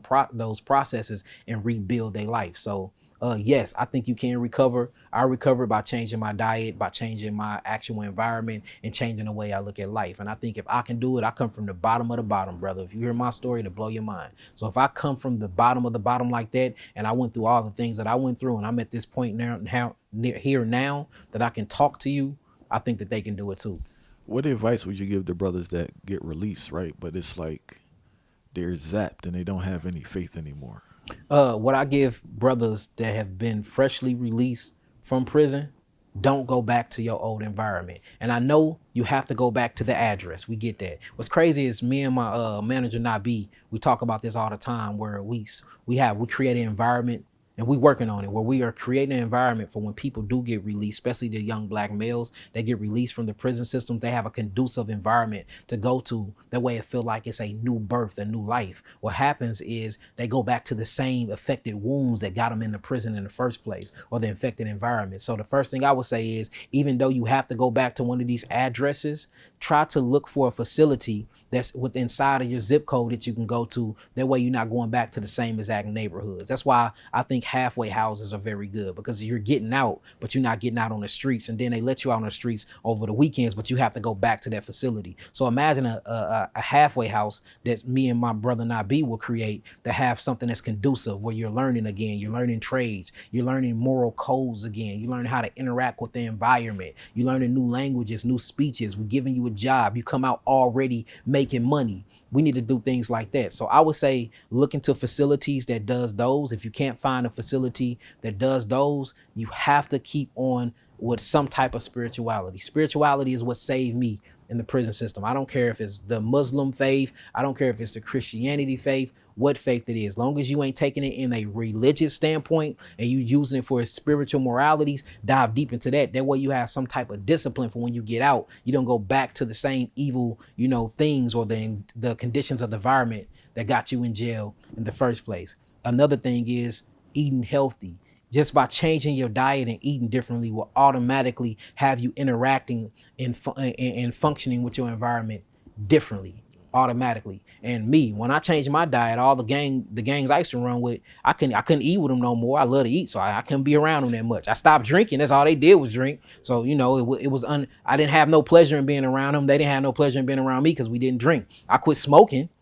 So everything I stopped doing that I realized was toxic is what I did with them. So naturally, without any beef, still within peace, we still talk and see each other every day. Naturally, a separation happened because I changed my perception and the way I loved myself. So I would just say, you get out, focus on learning to love yourself, which is what you're supposed to be doing while you in there. But you're supposed to focus on loving and learning yourself. And then when you get out, you have those spiritual tools and utensils to pull out your tool bag whenever you feel like you need something that's beyond yourself. I want to touch on something you just mentioned in regards to how relationships just easily dissolve themselves when you clean up. I didn't realize how many of my relationships were based off of substance use. Yeah. Oh man, look. So no, look, check this out. Check this out. So I used to be a heavy drinker. Same I here, bro. I love to skate. This when I realized that I was an addict. I stopped drinking for 6 months. It's many years ago. And I tried to go skate and I couldn't skate, or I didn't enjoy skating because I wasn't drunk. Or you would go to the club and I couldn't enjoy the club because I wasn't drunk. And I really had to sit with myself and say, damn, so the only time I'm having fun, if I'm intoxicated, I don't love who I am then. That means that I am very, very naturally uncomfortable with who I am unless I'm intoxicated or introducing myself to other wines and spirits. Man, that alone made me stop drinking because it made me want to get to know myself more. That means I didn't even know who I was. I was running from myself to the point when I was sober, it was boring to me. I got a saying. Hold on. Let me see. Right here. All right.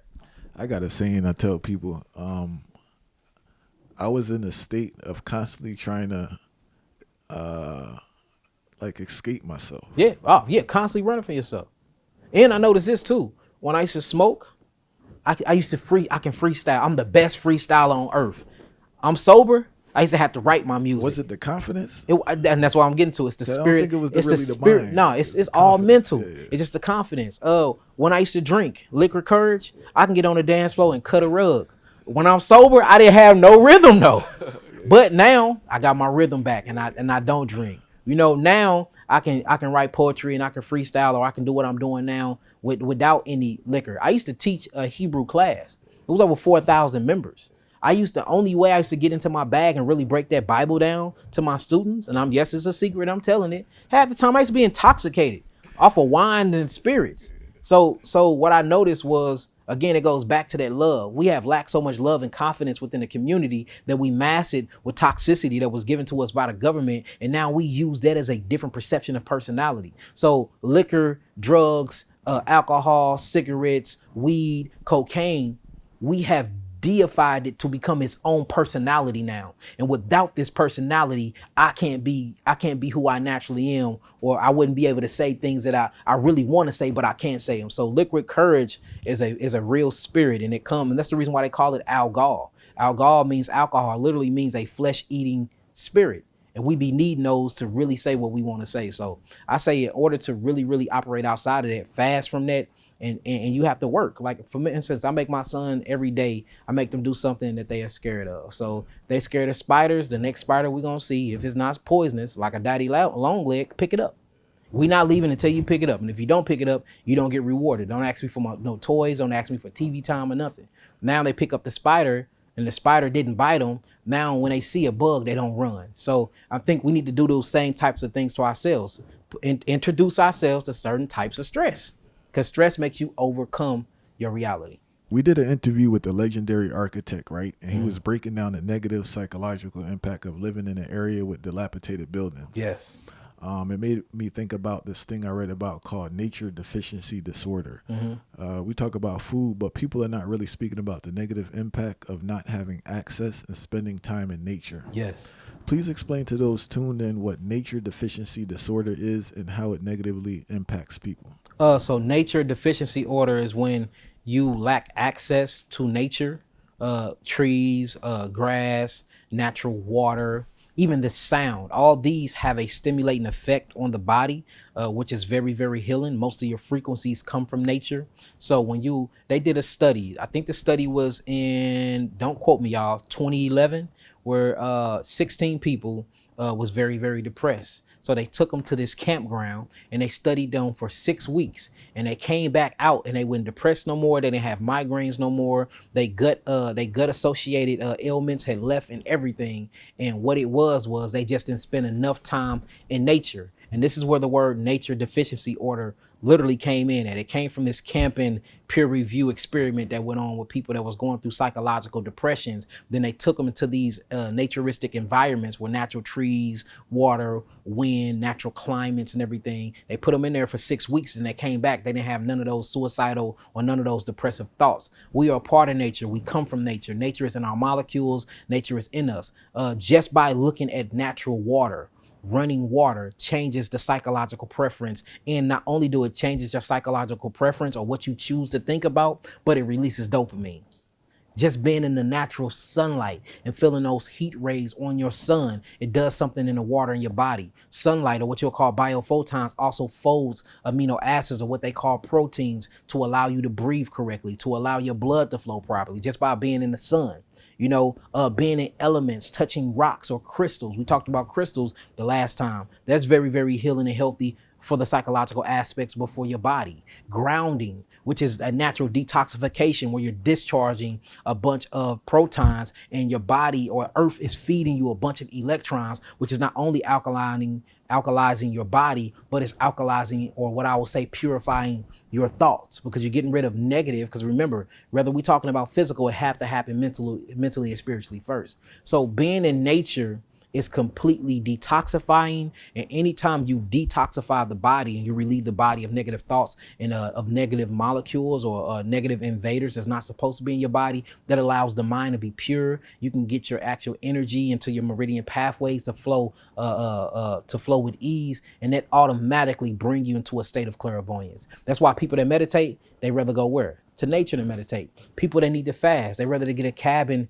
in the woods. You know, notice everybody in life have to take a camping trip once in life. And guess what the reason behind the camping trip is? I need to spend quality time with my family without electronics, because I have to clear my mind. So if you're not going into nature, that means the mind is very cluttered. So nature deficiency order is basically a cluttered mind, because you don't have a elimination pathway of negative thoughts, of negative energies, and of physical negative molecules in the body. So nature cleanses the mind, the body, the spirit, and the soul. Do you think when they put us in these concrete jungles, I know they were aware for economic purposes, redlining, but do you think they were aware of the biological impact it would have by being in these environments? Yes, the Calhoun rat experiment. Yes, the Tyones, or what I call the Tyrones. I talked about this on Big Facts. The Tyrone rat maze experiments, but it's really called the Tyone. The reason why I said Tyrone, because it reminded me of Clone and Tyrone movie. Yes, that one. Bright maze and Dole maze experiment, where another person that speak very, very good about this, it's an actual lecture that Dr. Amos Wilson did called Psychological Warfare. Check that out. It talks about respect to Dr. Amos man. Wilson, Hey, moment of silence, man, for the master teacher. Moment of silence. Ashe. Master teacher, man. Master, the way he looked at the psychological mind, I've never in my life met. He was a messiah, man. He was Dr. John Henry Clark was a messiah. These are messiahs that came in our time that we don't deem as messiah because of religions. But he talked about how you can build certain infrastructures for mice, and it will actually change the way they psychologically looked at themselves, that made a chemical change in their bodies. It actually stopped something called it's called acetylcholinesterase. Acetylcholinesterase is an actual hormone and enzymes that actually regulates the nervous system, and it chooses you how to make proper choices. But if you introduce somebody to a destructive environment, the brain and the neurological aspects of the brain won't produce acetylcholinesterase, or what they call acetylcholinesterase, and it makes you make poor decisions and poor thoughts. So when they introduce these rats to these decrepit environments that had wrong buildings, and they stuck them on top of each other like your usual projects, they couldn't even think to make it through the maze. But when they introduced them to a good environment with a good building structure, and with good food and good hormones and good healthy people that can have relationships with, they became smart, and they was able to make it through the maze just fine. So buildings matters, colors matter. It's even a word for it. It's called feng shui. And you got to think about it. A messy house is a messy mind. A messy car is a messy mind. You can look at a woman and a man and see how they treat themselves by how they treat their environment. You know, an organized person will get you far in life. A deorganized person have his life is not organized. So, you know, and these are good characteristic traits you can look at in a woman or a man before you actually get with them. See how they treat themselves and how they uphold their environment. It'll show you a lot about their psychological aspect of their mind. I want to talk about the Flexner Report released in 1910 that was created by Abraham Flexner and funded by the Carnegie Foundation, and its negative impact on holistic health and how it birthed Big Pharma. Okay, so I'll tell you a story. There is a man by the name of John D. Rockefeller. John D. Rockefeller was born in upstate New York. He moved to Ohio when I believe he was 7. Now, I need you to keep in mind that these are Germans. They're from Germany. They're from Germany. Now they call themselves Jews. These are German converts that converted themselves from German to Judaism. So they really Germans. Now, John D. Rockefeller, he moved to Ohio. He grew up as a bookkeeper. His father actually used to be a pharmaceutical seller. He'd go around with herbs and act like he was healing all these diseases when he wouldn't. That's what his father, ironically, he started doing the same thing. But his father was a tradesman. He was a maintenance man, and he used to travel often. And he traveled, he used to do magic tricks, and he also used to sell herbs. And he even called himself the cancer healer, or the healer of all times. He literally coined himself that. He never had a degree. He never studied medicine. He never studied diseases, but that was one of his tricks. So he was traveling. While he was traveling, John D. Rockefeller, which came till this day, one of the wealthiest men in history, he used to basically sell turkeys. He used to cut his neighbors' yards and stuff like that. He was your everyday hustler. Well, at the age of 17, he ended up getting him a job as a bookkeeper because he was very good with money and counting. So he ended up getting a job as a bookkeeper, and he worked at this bookkeeping firm, making money for them. And after 2 years, he asked them for a raise, and they didn't give him the raise. Well, when you doing bookkeeping, you build a lot of relationships with millionaires. So what he did was he went to all the relationships he built, and he asked them for $4,000. So they gave him a $4,000 loan. With this $4,000, John D. Rockefeller ended up getting into the stock market, and he started trading animals. He was trading hay. He was trading tires, herbal botanicals, and stuff like that. Around this same time, big oil industry started getting very, very big. So he in Ohio at this time, and he started seeing a lot of oil companies emerge. So he wanted to get into it. So he tried to get into it, but failed miserably. And the reason why is because he didn't know how to find and source his own herbs. So he came up with a brilliant idea to refine oil. So he'd take oil, and let me show you why I'm saying this, because it's what he did with the whole industry, even the pharmaceuticals. So he found out how to go to oil companies, take that oil, refine that oil, and resell it lower than the actual oil companies. This is how he started making his first millions. Not only that, he hired 16 biochemists. And what these biochemists was to do is, with the refined oil, they were supposed to make byproducts from the oil. Things like Vaseline.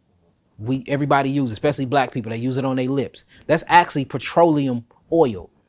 Tar that they use for street pavement. That's actually petroleum oil. A lot of the different medical sterilizations that come from petroleum oil. A lot of the stuff that we use right now until this very day are byproducts of petroleum oil. So John D. Rockefeller, he figured out how to take something natural, break it down and utilize it and resell it. But he was left with all these different byproducts that he couldn't do nothing with. So he came up with an evil idea to take the waste of these products and create other products and sell them on the market and drive the profit margin up 200%. So this created him a billionaire. At this same time, the Carnegie family, William Carnegie and them, they was actually funding the railroad industry. So what he did was he said, I need to connect with the Carnegie Foundation and family because now I can make this thing worldwide because it's railroads. So he ended up connecting with the Carnegie family, and they created this fund release program.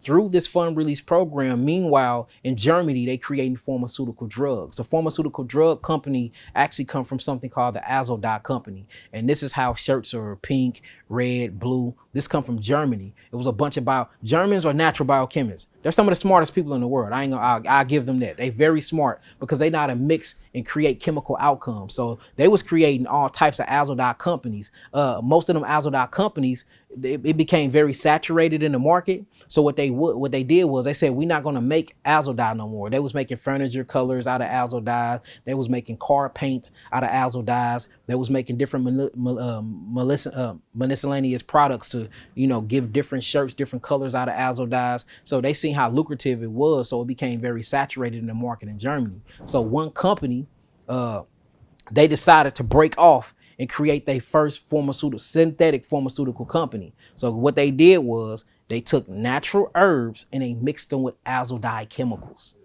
See that? You still see it today. Have you ever seen red pills, blue pills? You got to ask yourself, what colors are those? Them are chemicals created from German. Aspirin, Bayer's, all these are big German companies that are operating in America. But anyways, it started booming in Germany. Remind you, John D. Rockefeller's a German. So he called home, all his family's still there. Only his intermediate family moved to the Americas. So he got all these millions, all these billions, and he created the world's first monopoly, which means he had so much money that he was finna crash the economy to the point where I think it was in 1911, I believe, 1911, the actual federal government created something called an antitrust fund to break up and dissemble his companies because he was taking money from everybody. He had so much money, he was dictating who was going to be in office or not. The government like, we can't have that no more. He too powerful. So they broke up his companies into small shell companies, thinking that it was going to take the money from him, but it didn't. But a lot of the politics started looking at him bad. So he like, man, look, this oil got me being looked at as bad. I'm gonna become a philanthropist. I'm gonna start giving away a bunch of money. I'm gonna get into charity, and I'm gonna get into healing. So what he did was he came up with an idea because he seen all the companies in Germany creating pharmaceutical companies and how lucrative it was. He said, I'm going to back up out of oil. I'm going to stay chairman over these, but I'm going to back up as the owner. I'm going to own nothing and control everything. And I'm going to move into pharmaceutical drugs. So those same 16 scientists that he had making byproducts of oil and creating Vaseline and tar and all these other things, and gum come from there too. When you chew on gum, you chew on tar and petroleum oil. Facts. Look it up. So he said, hey, 16 biochemists, let's see how we can take this oil, because I got trillions and trillions and trillions of tons of it, and how we can merge this with botanicals and create synthetic drugs. So he took them underground, and man, they realized how to use actual herbs and botanical and to merge them with oils. At this time, it was still booming though. You got the chiropractor industry was just coming out, booming, making millions and millions of dollars. You got the homeopathy industry coming out. They were more into natural herbs, making millions and millions of dollars. And then not alone, you got moms and pops growing their own herbs in their backyard. So natural healing was at an all-time high. So he had to figure out a way to dismantle them. So this is what he did. He went to the Carnegie family and he said, hey, let's create a pot. And with this pot, we're going to fund the actual education system. We're going to give them new books. We're going to build them new schools and all of that. And he was like, Carnegie was like, well, we got to talk to somebody that's over the education board and over the medical colleges. So they went to they went to another man that was over the AMA at the time. And this is a journal that basically speaks about regulating the medical field. So they get him on the team. And once they got him on the team, they said, look, we're going to fund you to push a narrative. So they gave him trillions of dollars. And what he did was he said, in order for this to work, though, I need to put somebody on my board, on my seat at the chairman of your table. And he said, all right, you can give me the money and you can put anybody that you want to put on there. Guess what we put on? He put on his brother was Flexner.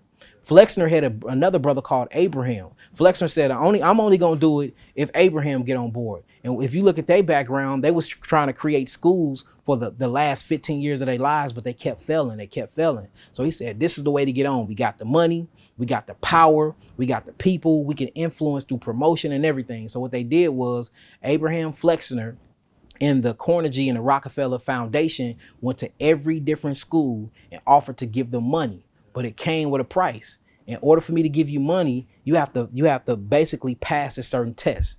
And this test is how long you've been in school to call yourself a doctor. So they said, look, so he did his whole report. He said, I feel that, they are getting their doctorate in 5 years. I think that's too short. We got to make it 9. You see that? That's why it takes so long to get your doctorates now.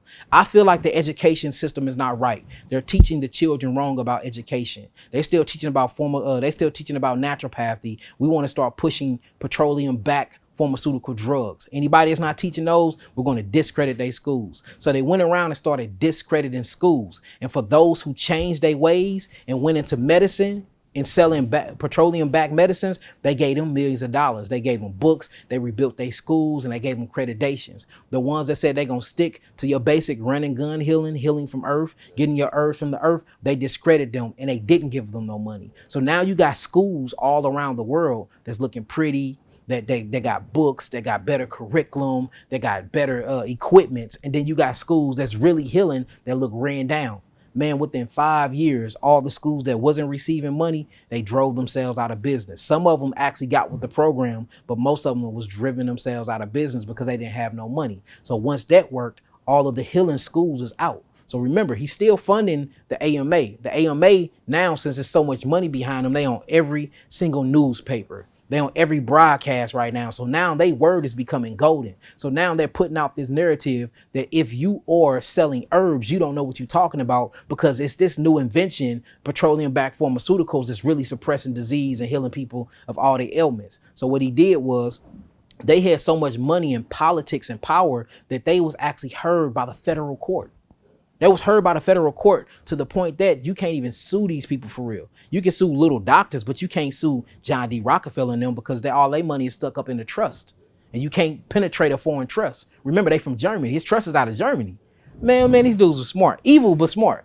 So, man, so check this out. They got all the schools shut down. So at this same point that they getting the school shut down, they say we need a new curriculum. We got all the medical schools. So now if you look, like for instance, in Atlanta right now, you have something called Spelman College.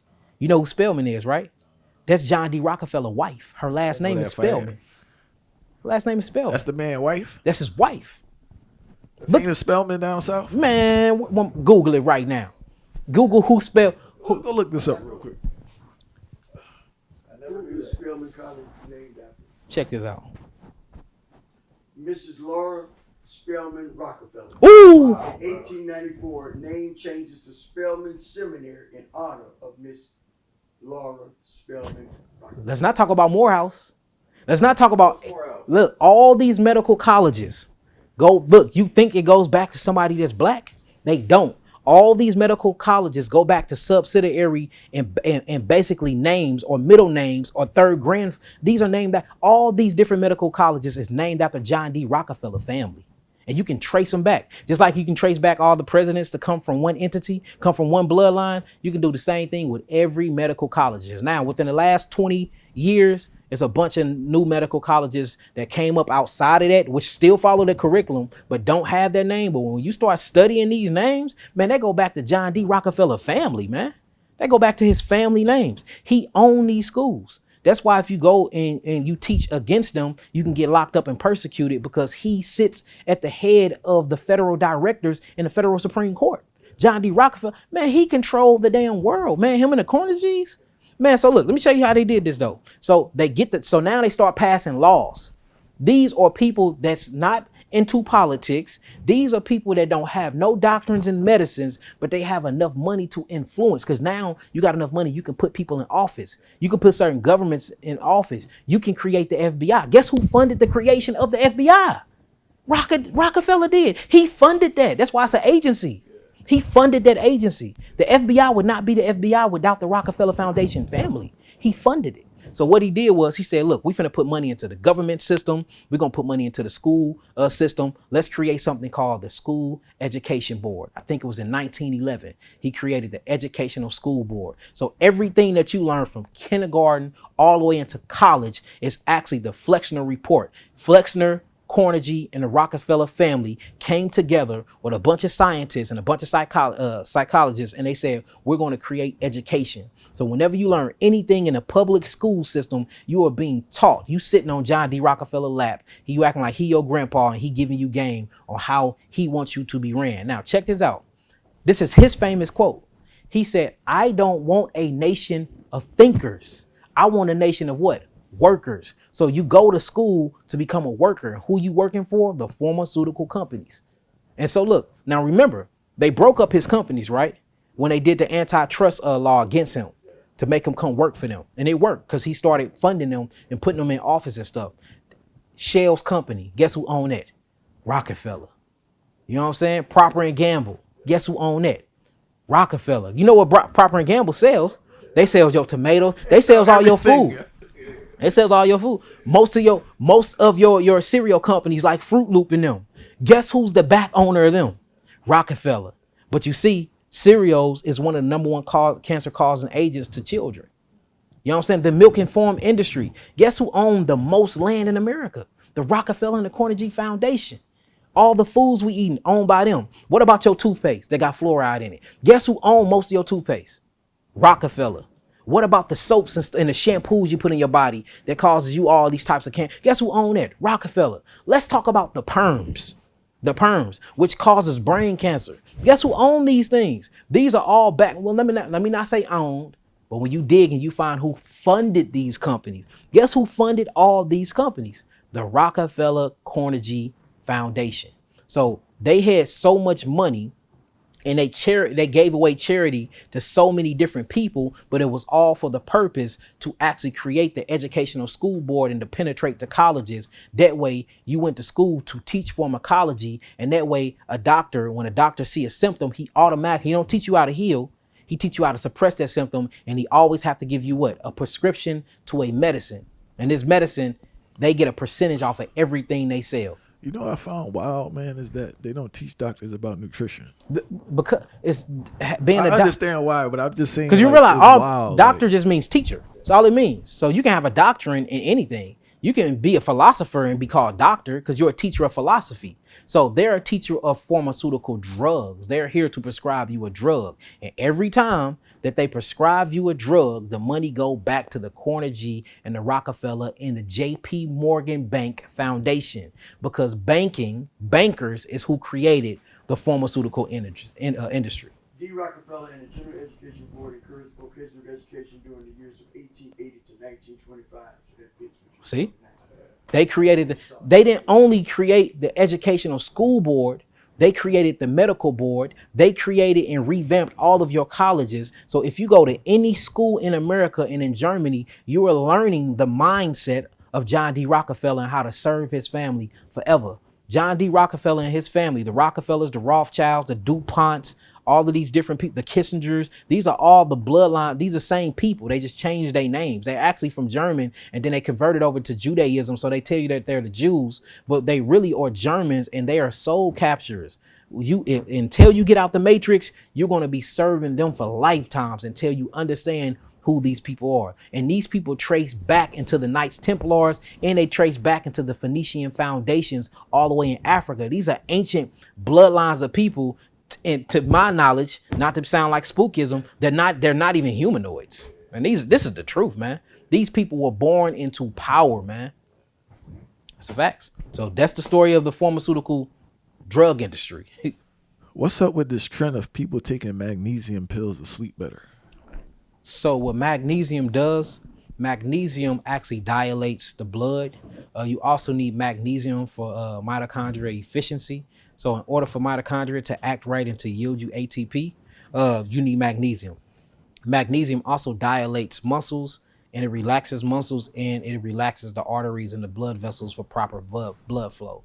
When you're in a proper state of blood flow and you're getting the right enough oxygen to each individual cells, it puts you in a state of relaxation. This release what you will call melatonin, and through that melatonin releasing, because blood is flowing properly and your body and your muscles are relaxed due to magnesium, it tends to make you want to rest. And the reason why you rest for you can clean up your metabolic pathways, and for you can detoxify. That's the whole point of sleep.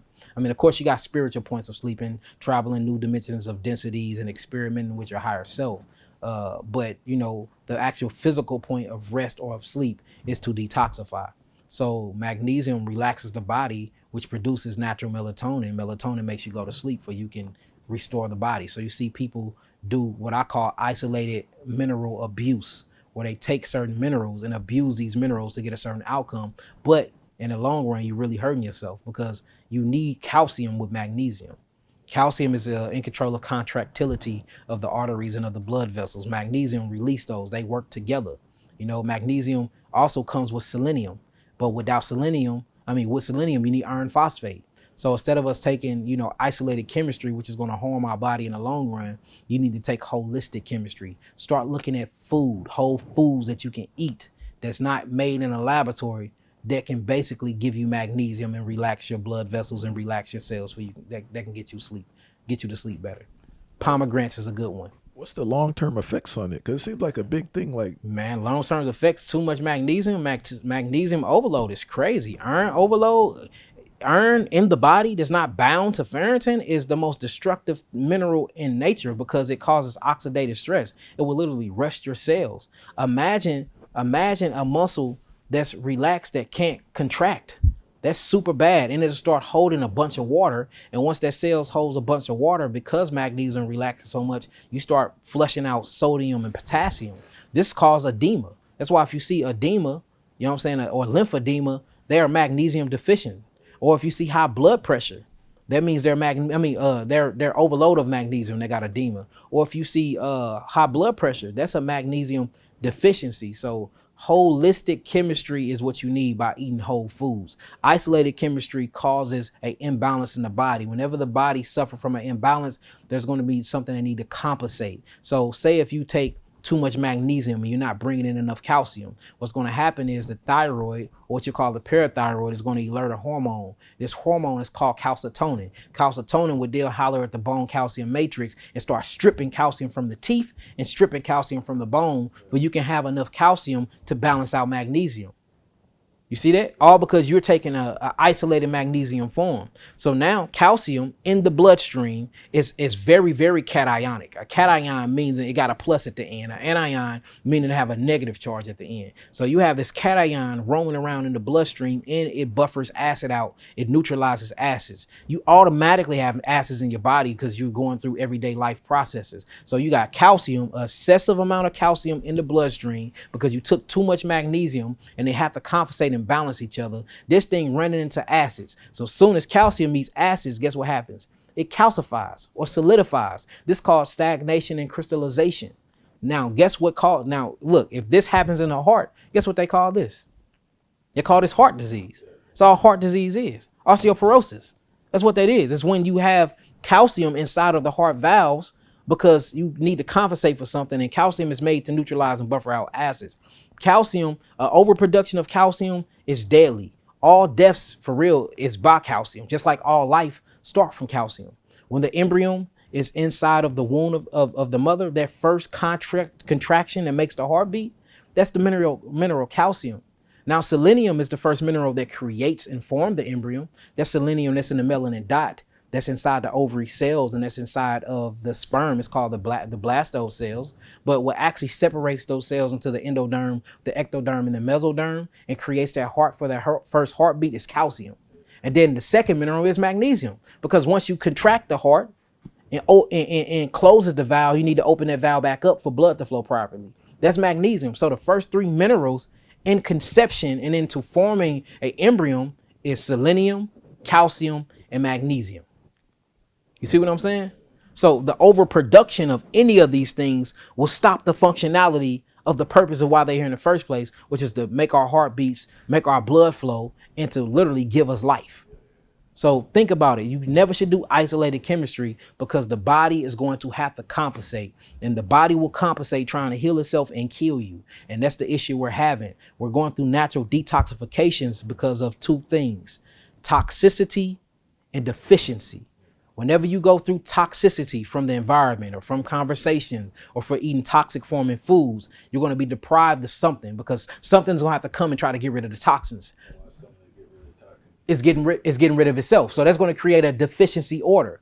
Usually the deficiency is in either in amino acids or is in nutrition and bioflavonoids and minerals. So once you go through toxicity, then it equals deficiency. Well, deficiency causes something called adaptation, where the body have to adapt. So the cells will adapt to live in that environment. Sometimes when you go to deficiency, it always leads to deficiency in oxygen. So in order for the cells could still produce energy or what you call ATP, what they do, they're going to choose a lesser currency called ADP, meaning they can still produce energy without oxygen. This is going to go from an aerobic state to an anaerobic state. So now, since it adapted, now it have to mutate. And mutation always bring on detoxification. So when a cell mutate, because you have been going through toxicity and deficiencies. Now it's going to have to go through adaptation. Adaptation brings on mutation. Mutation causes the cells to detox. Now the body like, oh shit, I got to detox. So guess what the first symptoms you get of detoxification? Headache, migraine, high blood pressure, hypertension. You don't want to eat no more because the body trying to heal itself. Diabetes. You start getting all these stress-related diseases, and these things come with what you would call healing crisis, cold and flu-like symptoms, a cough, a sneeze, chew. The skin start expectorating, rashes, boils, herpes, dandruff.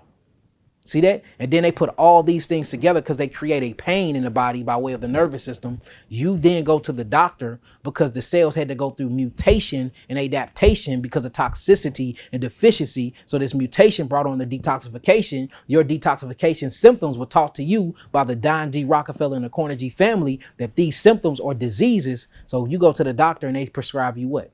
A pharmaceutical drug. And that's what kills you, not the detoxification. It's actually the pharmaceutical drug. So we have been taught wrong. We have been taught that our body's natural capability of healing itself or natural detoxification process is actually a disease when it's the body really trying to heal itself. But you can only prescribe medicine for a disease. So if we say, I don't believe in disease, you don't need medicine. This is not a disease. This is my body naturally trying to detoxify because of two things, toxicity and deficiency. So how do you heal the body? You get rid of the toxins and you bring in to the body what the body's been missing. So if you can fix toxicity and deficiency, you can heal any so-called disease. And there's no such thing as a disease. These diseases is the body's natural processes or symptomologies of detoxification. I have heard you numerous times refer to Africans in America as so-called African Americans, Yeah. right? Or so-called black people. You say it all the time, but I never heard you explain. Please explain. What do you mean by so-called African Americans or so-called black people? So-called black people. Black is the color of my hair. Black is the color of this watch band. Black is the color of the hoodie you got on. So, of course, we're not those colors. We are brown. We're copper. We're bronze. We're brown people. That's our pigmentation. That's the color of our melanin. So that's why I say so-called black, because black is the color of our Crayola. Black is the color of our crown. We're not the color of a crown. We're copper skinned people. The reason why I say so-called African Americans, because not all, but 98% of the so-called Africans that's in America are not African at all. We actually are indigenous to this land and we come from this land. So we have to quit acting like that all life started in Africa. No, all life stimulated everywhere. There have been black people on every inch of this planet since the beginning of this earth. You know, so we have to understand that and really do the research. And when you really do that research and you travel the world, you will see that. When you go to Asia and you go to China, the first people there that are still there now that they have ran to the mountains was Asiatic so-called Africans. The only reason why they put African to anything that's black, but that's not true. That's not true. Matter of fact, if you go to Africa, most of your African tribes don't even call that land Africa. They have another name for it. So where do we get this name from? You start saying that these names are named after conquistadors or people that go on quest and take over things. So the reason why I say so-called African Americans, I say African Americans because we identify as that as black people in America. I say so-called because me personally, I am not a African. Now, am I saying that I'm not in a relation or my DNA doesn't match Africa? Of course, we all are family. The whole world was black before white people were created. I want to keep that clear. Everything was indigenous. You have indigenous people of African lands. You have indigenous people of American lands. You have indigenous people of Asian lands. You have indigenous people of European lands. The indigenous people of European lands was called the Moors. They call it the Dark Ages. Why do they call it the Dark Ages? Because it was ran and controlled by dark people before white conquistadors came and became oppressors over their land. So everywhere on earth, even in Australia, you have the Aborigines. So everywhere you go on earth, there's a so-called black melanated being that originated there first. All life did not start in Africa. Many people are now starting to talk about that. There's a bunch of literature and stuff that's now widely spread at talking about these things. And America is one of the most ancient, oldest civilizations in the world. We have some of the oldest pyramids in the world. We have some of the oldest sphinx in the world. We have some of the oldest literatures and writings in the world. America is the ancient old world. And we can do a debate on this. We can talk about it. Anybody want to sit down and go through the literature? We can. I'm all game for it because I'm that confident in the research and the stuff that I did. The Grand Canyon is one of the oldest oldest temples and civilizations of people, of ruins that have been left behind. And a lot of stuff in the Grand Canyon have been carbon dated, and it's carbon dated back to be older than certain things that are in Africa. We have an actual pyramid 20 minutes from where I stay. Is in Cahokia. It's in East St. Illinois. It's called the Cahokia Mounds. One of the most oldest pyramids in the world. The only other pyramid that I have found to be older than that is a pyramid in Mexico. But guess what? When you go to Mexico and you look at the populations around those pyramids, do you see Spanish people of light complexion? You see nappy-headed, dark-skinned people that speak good Spanish, because them are your original Mexicans. You can't go to no geographical location on earth that it wasn't melanated beings there first. Whether I'm talking about the Dominican Republic, I'm talking about Puerto Rico, I'm talking about Cuba, South America, anywhere you go on the land, you're going to see black people there first. And then all other people come from us. And this is the truth. Science backed this up. Biology backed this up. Biochemistry backed this up. So when I say so-called African-American, it's not to be derogatory towards African people. Them are our brothers and sisters. We are cousins through the genealogies of DNA and bloodlines. We are all connected. But I don't come from Africa. My ancestry line don't come from Africa. I come from the Shabti tribe of Louisiana. I know the tribe I come from. I know the zone I come from. We Chickasaw Nation. I know my people. We are not African. We not. We are indigenous to the Americas. I was talking to a gentleman one time, and he was breaking down locally over here his ancestry, and he was showing pictures, but the pictures he showed me didn't look like traditional indigenous people that we see. They were all basically, they weren't fully black looking, but they weren't that light indigenous. But see, there. But then you got the $5 Indian too, where you got the Spanish conquistadors who came in and they made it amongst us on purpose to take over our identity in our land. So you see your typical older natives, they still got dark complexions, but you see them with straight hair and stuff. That's where integration and breeding came in at. And then after a lot of decades after that, you start seeing them have the pointy nose, the long hair. Now they building teepees. We didn't build teepees. We built huts. So if you look at what they're doing and you see where they come from a different part of the world, but they migrated to the Americas, and now they got all the casinos. They getting all of these different, rewards from the government, but that all was to keep us out. The whole plot and plan is to create this mass transatlantic slave propaganda. Not saying that black people was not enslaved in America. We suffered from slavery. My great-great-grandma was actually in slavery. She used to tell me slavery stories. But that was the European man coming over here and taking their own land from them and making them work on their own land. We was already selling and trading cotton. I want to make that clear. They came over and took over our trading of cotton and our selling of cotton and put us in slavery in our own land. We are prisoners of war. It's a difference. We are more prisoners of war than slavery. That's why, for instance, a slave, that's a product. You make money off of it. You wouldn't castrate it because you would want it to make more slaves. We were castrated. You wouldn't burn hundreds of thousands of them alive. That's your product. Why would you destroy your product and make you more money? We were prisoners of war. They came to our land. They took over our land. The strong ones of us, they broke us mentally, and then they made us work on our own land. How you think we did the shit so good? We're the best cotton pickers because we was picking cotton before they came here. You see what I'm saying? So then they made it seem like it was this big mass transatlantic slave trade where millions of us came from Africa. Where's the boats? Where's the boats at? Like, everything in history have evidence of the past. They done found pyramids in the sea. They done found Atlantis. They done found things in the Bermuda Triangle. They have explored a lot of the depths of the sea. Not saying that 100% of it been explored, but majority of the sea have been explored, where they finding all these ancient relics showing us the past. Where are these slave ships? Now, if you research and you study shipwrecks, and if you study different things that was left in the sea, from here to the Caribbean islands and from here to all the other different islands, you will find relics of our people leaving from South America, going to these different islands. You will see that, but you won't find anything of significant amount of evidence that's coming from so-called Africa to America.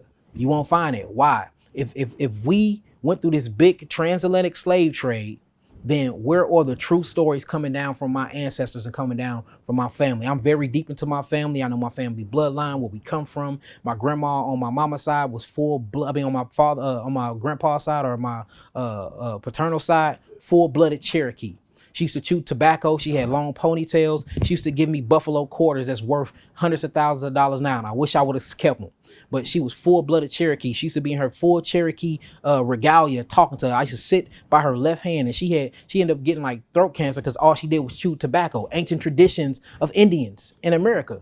And she told me where she was from. My grandma, my great grandma on my maternal side was full-blooded Choctaw, a Chaptay, from Louisiana. So I did my gene. And then it's another thing. You have something called African ancestry. And guess what you got too? Indigenous native ancestry. Why is there two different blood tests? So I even think it's something going on with that, on what they're doing with these DNA tests that's automatically bringing us back to Africa. There was a test done where this dude, it was a white man. He said that he had a suspicion about them lying with the DNA test. And he sent the saliva of his lizard to ancestral.com. Did you know his lizard came back 34% Nigerian? I'm just saying. So man, all this propaganda, man. And look, I don't care if they mad at me or not. All I'm saying is research what I'm saying. I know it sounds taboo, but what happened if the biggest conspiracy in the history of lies happened? And that is that we are indigenous from America. We come from America. We don't come from Africa. But in order for them to take the precious treasures of America, which we have oil, we have gold, we have copper, we have all of that here. They act like all this is in Africa. All this is here too. What happened if it was to drive us out, connect us back to Africa, for we want to go back home, and while we going back to so-called home, we're leaving our home and they taking over our land? I'm just saying, when you really think about it, then look, what happened if the maps is flipped? Because from my understanding of my studies, Lebanon, Illinois was called Lebanon before there was a Lebanon over there. What about Israel? Here. What about Judah, or what you would call Utah? This is here. You start getting into these old names. There's a city out here called Morocco. These are different cities. And what about Memphis? Where's Memphis at? Memphis, Tennessee, that has one of the oldest pyramids here. It's a pyramid in Memphis right now. They didn't put glass over. That's a real pyramid. But then you have a Memphis over there in where? Egypt. What about Cairo? Cairo, Illinois. That's here in the Americas. So we have these different cities in these different states named after stuff that's in Africa. But when you do deep research and study, these was named that here before it was named that there. I'm saying we got to talk about, then you think you got stuff like Milwaukee. That's an Indian tribe name. You know what I'm saying? Chattanooga, Tennessee. That's an Indian name. So you start going, and then you got different sections in, because Missouri and Illinois is one of your most oldest places in the world. Where I'm from, one of your most oldest places. You got Chickasaw Street, you got Cherokee Street. And then you start seeing there's different museums around there that got all of our stuff in it. That got other people's faces on it. They have did this to the whole world, where they go around where ancient ancestral black people come from. They will change the faces to them, and then they'll take our history. So my belief, my research, my study shows that we are in the oldest parts of the world, which is ancient America. We are not from Africa. I do believe that all people of melanin descent do have some type of ancestral and DNA connection, but we are not all the same people, and we don't all keep or hold the same traditions. And I believe a lot of islanders, like such as yourself, actually come from the lower Americas, and it actually was a ship's trade there, where a lot of y'all went from the South America to the islands, but it didn't happen the other way, where we all came by millions on this big ass boat, stacked on each other like sardines, came over from Africa, from a port called Yehuda, all the way over to the Americas. And I haven't found any evidence that truly suggests that. Now, can you tamper with evidence and make things look like something? Yes, that's why we all think we're from Africa when we not. And there is no coincidence that you don't only have African Americans, but you have African Australians. You have African this, African that. Why do they feel the need to keep putting that name on it? Because they're trying to make us subconsciously identify with a place that is not really our home. This is our home. And I want you to clarify stuff for people that struggle with listening and hearing stuff, right? Mm-hmm. So you believe the slave trade took place, but not to the magnitude that they say. Exactly. All Yes. right, I just want to clarify No. for those. So who I do struggle listening. believe I hate to call it slave trade. I would call it prisoner of war trade. I do believe that we took against our will and taking over water, not this vast amount of water, but over water, and went somewhere else to work for hire. Or to work for free, should I say. I don't think it came from Africa to the Americas. I believe it happened reverse, where we went to the Americas to different islands and stuff like that. I do believe that. And the reason why is because you can find evidence of that. But as I really research, I can't find no really good hard evidence of, especially of the boats and stuff, of us coming from Africa to the Americas. And look, I'm willing to have a sit down and talk. And if I find that evidence, I will change my concept a little bit, but it's too much evidence to show that we originate from the Americas. And one thing I want to clarify, people don't listen, fight. I just want to make sure I hear what you're saying, but I want to make sure people are hearing what you're saying. Mm-hmm. Please clarify that the notion that so you believe Africans, black people have an African origin, but they just been here longer. They didn't come directly from Africa. They came here at some point.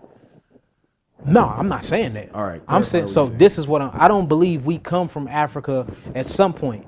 I don't think that all life started in one geographical location. I believe that life originated from Earth simultaneously in different spots. Now we have to get into. I see what you're saying now. All right. Yeah, but I believe that all of us, or I don't think somebody was born in Africa and then migrated millions and trillions of miles and developed in different places. I think man developed in different places, and I think the development of man in different places do come from the same DNA. That's why I say African brothers and sisters are my family, but we have different traditions. We even our physiological and our DNA structure is different from us in Africa. Like I did a whole seminar showing the biological difference, not only between so-called African Americans and Europeans, but so-called African Americans and African people. There's different physiological structures that's different. Now, people will argue and say because the geographical location, we have adapted we have adapted in certain ways to survive in our environment. And I can agree with that to a certain extent, but still the facts are the facts. So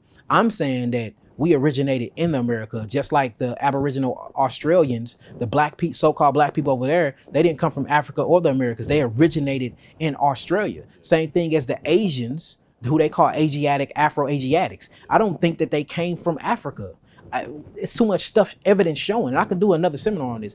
It's too much evidence showing that they originated there. I think we what they call it spontaneous or simultaneously were created in different parts of the earth for a reason. Now you have to get into hybrid and gene selection. You just go back deep into the Anunnaki. It's all the same story.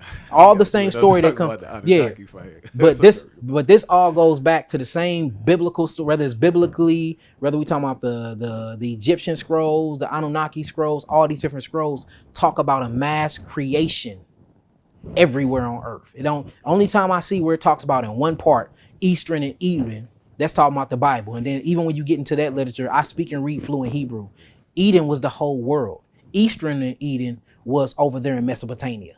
So, man, look, we can talk. Look, I do this for real. That's what I'm saying. So people gonna get on here and cuss me out and have crazy comments. All I'm asking is before you do that, just study the whole matter. There is some validity in what I'm saying, man. It really is.